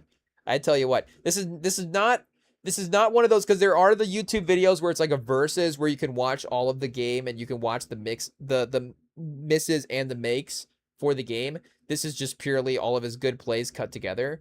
But again, just in catching a vibe of his game, it is very, very impactful. I don't, is it like a younger sort of Paul George, Kawhi type game where, again, it's just a couple of basic offensive moves, but really athletic, really destructive defensively, and his cutting and his movement with those few offensive moves that he has, can probably get him to 16, 17, 18 points a game early on in his career. Again, obviously, Kawhi and Paul George at the peak of their powers both eventually became number one options as well, too. They continued to expand their offensive games. But earlier in their careers were very, very, or like Paul George's teammate, like Danny Granger as well. Like, there's maybe a little Danny Granger here with Caleb Wilson. I don't want to underestimate Danny Granger's athleticism, but is Caleb Wilson more athletic than Danny Granger? But he was also, again, like a really good two-way off the ball type of player. So, and we see Wilson here running transition as well too. Again, I don't want to say Giannis, because I do actually think that Giannis really didn't have any offensive moves at all when he got into the NBA. Like, and Giannis is just going to keep getting shorter every time we talk about it. He might have been like a legit 6'7" when he was in the NBA as well too. Now that I'm thinking back to like those, and maybe that's like more like the first Giannis highlights that we saw. He's like 6'7", 6'8", and then now eventually it's like, is Giannis like 7'2"? Ayo. But I don't know. Caleb Wilson doesn't have the same. Is he going to grow to 6? I guess because he's already 6'11". Ayo, 6.5. So is Caleb Wilson going to be 7'2"? Like, I don't know. His wingspan is pretty crazy, though. But I don't know. For some reason, DeBasta, it's just like, oh, no, he's scoring 25 points a game, and then he also became 7 foot tall when he got in the NBA.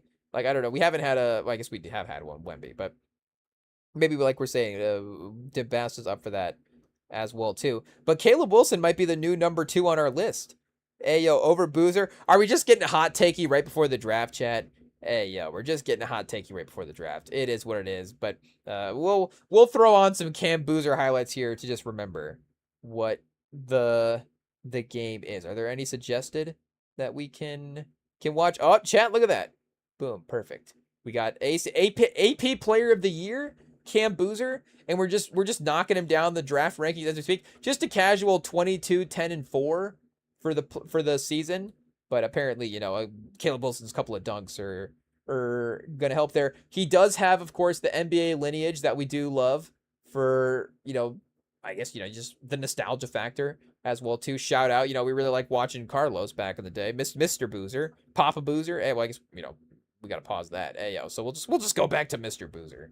Hey, yo. Mr. Boozer's house, chat. Hey, yo. I don't know what, is there like an SNL sketch or something? Is there like a MTV Cribs we can just go to Mr. Boozer's house? But there's something there. But speaking of defense, Cam Boozer with the block. I guess that was the thing that just jumped off the page right away. Was there is just like a real suffocating defensive factor that I think he could have. I don't know if Cam Boozer he can be a really good team defender, I think, in his NBA career, but I could definitely see Caleb Wilson being like a all NBA level defender at some point. Second team, maybe, could be second team. I'm going to say he has to be the best defensive player in the league.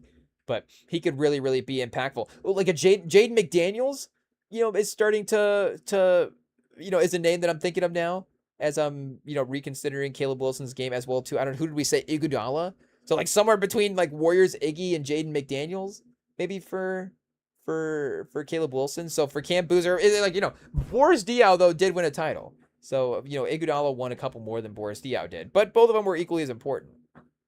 So it depends, who do you want on your team? 2014 Iguodala or 2012 Boris Diaw?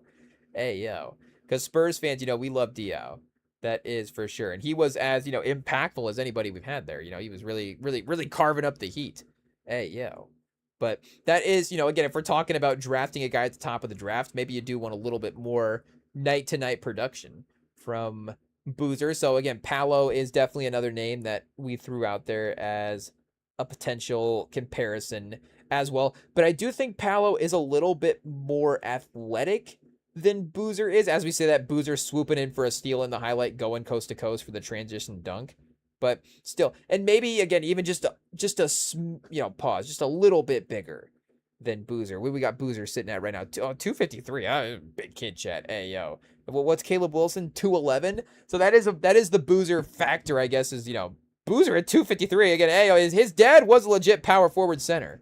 So, is Boozer going to be a small ball 5 in his NBA career? Again, I think Dembasta, because his game is so offensive focused, I don't know if he'll ever have the small ball 5 sort of run. Like Durant did become small ball 5 because, well, one, he was a small ball 5 on the Warriors because they had Draymond, who was really the small ball 5 and could defensively be that. But when he went to Brooklyn, they just had so much offensive firepower at their best that they could make up for it. But also, he was just a really good defensive center as well, too, or really capable defensive center. Again, is he going to be, Rudy Gobert? Hey, yo. But he was still, doing his job at defending the basket and making life difficult for people that were attacking there and just, being a good help side defender. And as long as, people are staying in front of their guys, you can team philosophy your way there. And again, you have 3 guys that can get 35 points a game, and Durant, and Kyrie, and James Harden. But, again, I think that maybe Boozer, I guess, does have that little bit more of a center sort of way that his game could go. But again, just the athleticism that Caleb Wilson has, like in his wingspan, he's going to be able to, compete defensively with a lot of guys. And you would assume that, he'll add the muscle as well, too. But you see the vision for Boozer, the outlet pass. So, is Kevin Love a fair comp for Boozer? Like a more, Kevin Love with a more perimeter game? I don't know, better, more athletic Kevin Love, we can say that respectfully, because Kevin Love was pretty he did, I guess, slim down a little bit and then become a little more perimeter based in Cleveland, for better or worse, more the perimeter based stuff than the slimming down. But, obviously in Minnesota, he was a, big body, offensive rebounds, outlet passes. But yeah, we see like Boozer does have a really good passing lane, intercept the pass, court vision that he can turn into, into points every now and then. Again, I don't know if Kevin Love was like popping out at the top of the pick and roll and like getting the steal and going coast to coast. So a little bit different there. But if Boozer does maybe add a couple more pounds and slows down, is around the basket more. And I guess Boozer is just straight up not the well, he's 10 rebounds a game, but I don't think he is the rebounder that Kevin Love was. Just like the technical rebounder that Kevin Love is. Like Boozer might just be getting more rebounds just because, and again, not to disrespect, you get 10 rebounds a game. Like there's an effort there that is being had. But, in terms of Kevin Love, one of the best box out guys we've had, Chad. Hey, yo. So we might have to look up, hey, what are the people saying about Cameron Boozer's box out game? Hey, yo, pause. But there is maybe a little bit of that there. I'm trying to think other power forwards. Again, like you get like Chris Bosh is, starting to get a little skinnier as well too. Larry Johnson, I feel like is a little more athletic than Cam Boozer, though there is some similar and a little shorter as well too. Again, we got Cam Boozer at almost 6'10" versus I think Larry Johnson was maybe 6'7", 6'8". But again, he's a little more perimeter focused than like Alonzo Mourning, and he's just probably not the defender. He's not the center that Alonzo Mourning is. Alonzo Mourning's like an actual center. But clutch as well too. Like there is just that, he's a baller type of player, what the intangible. There is that one guy in every draft class that, it's just like, okay, he's a baller. I guess there is usually a couple, but Cam Boozer is one of those guys. He's been a winner literally at every single level. He led Team USA in, like, what was that, the under 17, under 18, maybe, I think it was the under 18, under 19. Well, I guess they have literally tournaments in FIBA for every classification there.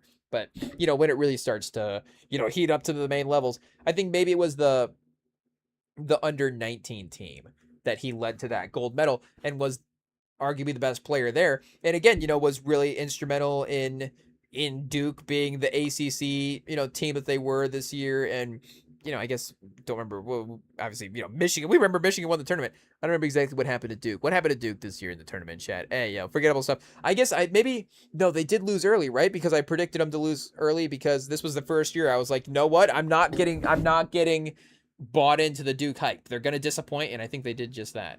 So maybe this was I don't know if we'll get as lucky with that next year. But, we were like, we did get a little bit of revenge points, I guess, for finally picking them to lose early in the tournament. After, picking them to go to the Final Four and win the national title every year, and they just lose in the second round. But, either way, so Cameron Boozer, that's just the Duke curse. That's not on Cameron Boozer. That's just how it goes at Duke. It is what it is. You're just going to disappoint everybody and lose in the second round because everybody picks you to win the national championship. But still, for the most part, he does have, like, a clutch guy, can put the team on his back and, like, just get you through the end of a game type of situation. Again, even if maybe DeBasta's offensive game is a little bit more cleaner and defined throughout the course of the game, like, Boozer just has that ability to just, again, make shots at the end of the game, and he's going to be awesome. But, again, does that always just, directly translate to the NBA if, the space and the shot making is a little bit different, but he can use his size here. You see him battling. So again, I need the highlights. I need to reconsider, but I don't know for some reason. And I know we've thrown on Caleb Wilson highlights before, and maybe we just needed a little bit of time between, it's been a minute since we've gone back to some of the college basketball stuff since the tournament. But maybe the refresh, something about it. We just needed the time away to be like, okay, maybe in a more NBA draft focused mindset, there is something about Caleb Wilson's game that is just a little bit more intriguing. We might have to put up a poll, chat. Imagine if an NBA team did that though. On draft night, they put up a poll and they're like, who should we take, Cam Boozer or Caleb Wilson? Or if, like, the Wizards, imagine, chat, Washington, the first overall pick, who do you guys want, DeBasta or Boozer? And then all the fans just vote for, Boozer. And it's like, okay, I guess we're taking Boozer. That's what you guys wanted. But how do you even get mad about that? I guess you just like, well, then it's like, well, if we didn't vote, then our opinion is like. But then you don't vote for like the GM, right? So, and again, like, if the GM was a congressman, it's not like then he probably represents the team less. But what are we saying for it's not like the GM's like elected official of the fan base. Where it's like, okay, like the fan base chose him to represent the fan base's voice as they run the team. So again, it's not like the fans really have a say in the NBA for running a team. Do we need to change that, chat? GMs are only elected officials by the fan base. But maybe there needs to be like the second round picks are all conducted via fan polls. That would be an interesting way to drive engagement though for the second round. Would it? Or would that just be too stupid? Is it too dumb? I'm not sure, but try it out. San Antonio, second round draft pick. I would not be mad. If San Antonio tried it out with their second round draft pick. Just, experiment, be groundbreaking. Let's hire Becky Hammond in the offseason and put up a poll for our second round draft pick. Chat, why not? But no, shout out to Mitch Johnson. We love Mitch Johnson. He did a great job this year. But, again, I think for Boozer, I mean, the playmaking is definitely there. He's going to make the guys around him better via his passing. But I think that Caleb Wilson can do that with his defensive impact as well, too. So that's going to be a tough one, chat. But either way, Peterson's down to 4th on the list now. I guess I didn't necessarily say, am I saying Dembasta's 1? I don't even really know who's even number 1 in my mind right now as well, too. There's no Wembanyama this year to make it easy. That's been the problem.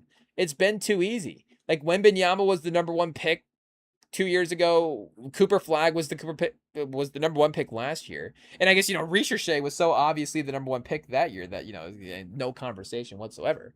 But I guess it does seem like there has been some, more easier to find ones the last couple of years as well too. Like even in the Anthony Edwards draft, like it did seem like he was kind of the number one pick the entire time, even with the LaMelo conversation there as well. Like Cade, his draft was kind of the number one. So again, it's like I guess looking back, if Dembasta goes number one, it's like, oh yeah, Dembasta was the number one. But again, for that Washington team, I just don't know. I don't know. There is something about him next to Sar that is a little strange. Like again, are we saying, compromise the history of a great player because we have Alexander Sar? Like no disrespect to Sar, but you're still in a little bit of a middle ground there of like, you want to try to do your best to make sure that the pieces, all work together. But if there's just an undeniable upgrade, you probably are gonna go that direction as well too.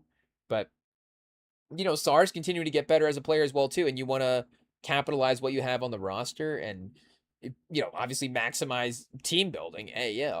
But and you can you have multiple highly skilled forwards like Sar and Dembasta playing together? I mean, absolutely. Is that just a groundbreaking lineup if it works? Like a hybrid-ish sort of, again, if we could say respectfully, like a hybrid-ish sort of twin towers where again it's not like two full-on centers, but it's not like two, again, it's like two really big forwards.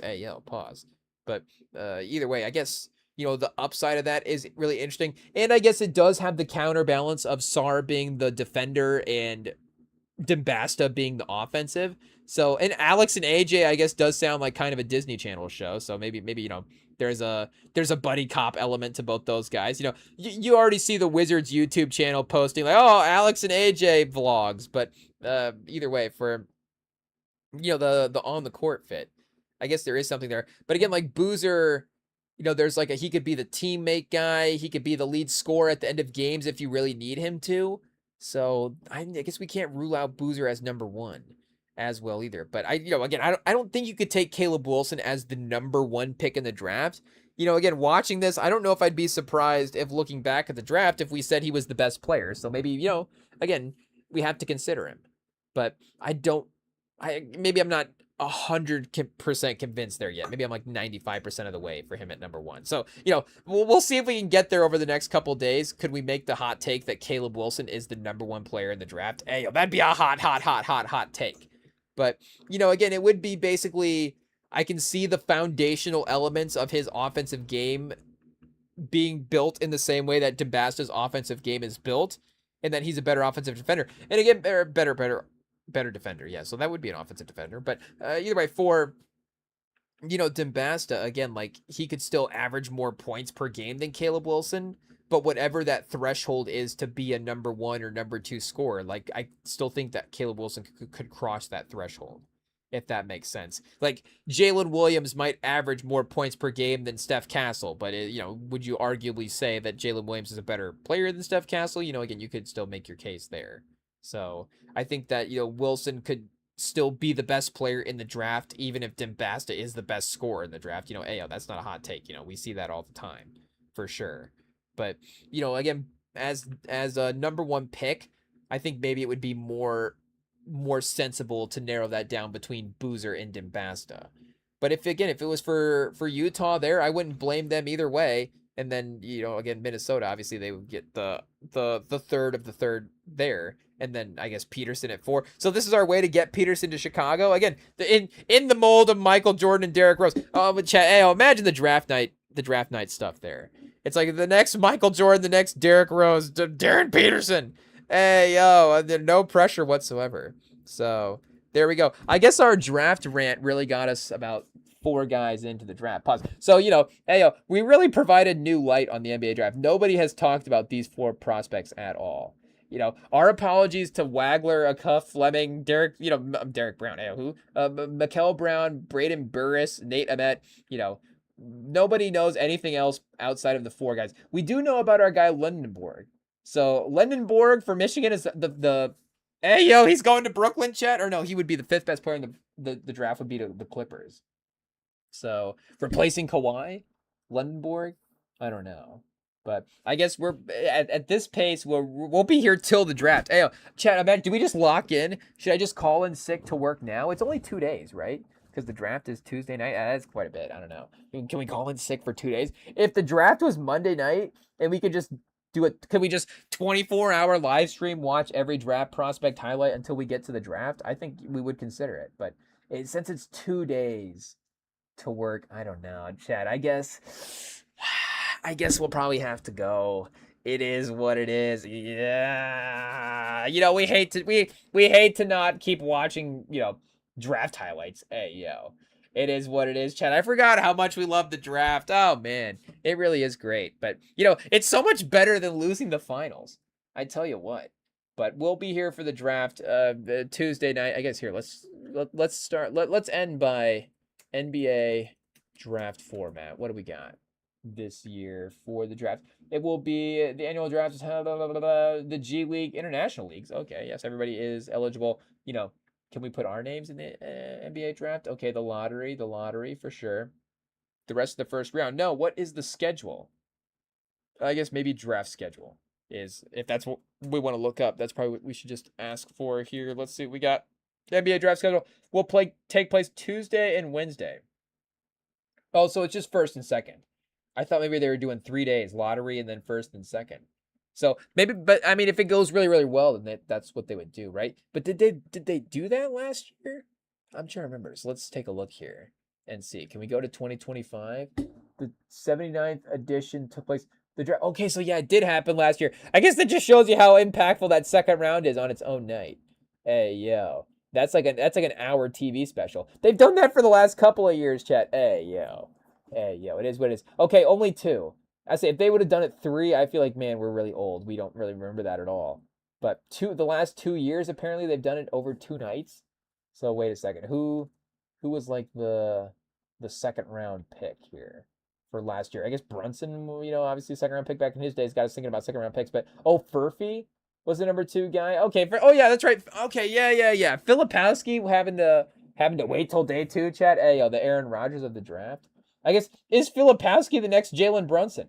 Hey, yo, it's like, he slid off. How did this guy wait till round 2? And then, hey, yo. I guess, was Brunson Brunson dating his nanny when he was in the draft? I don't know what's going on there. But AJ Mitchell. I guess, speaking of the Brunsons, chat, AJ Mitchell, second round pick, obviously, starting to expand his game. Pause for OKC there. And then second round pick. Did we not go live for the second round last year, Chad? Hey, we just totally ignored that. We were like, we're good. We're good. Oh, Chad, no wonder the Knicks won the finals. Oh, that's right. They tampered. They gave up a second round pick and they won a finals for it. Chad, the Spurs, I have some ideas. I don't know who we're going to take with that second round pick, but probably somebody that would probably tamper, get somebody better. Okay, Chad, we'll be back. We'll see y'all Tuesday night for the first round of the NBA draft. Spurs are on the clock. Everybody's on the clock. We'll see who is the first round pick. We'll see you then. Enjoy the next couple of days. Peace.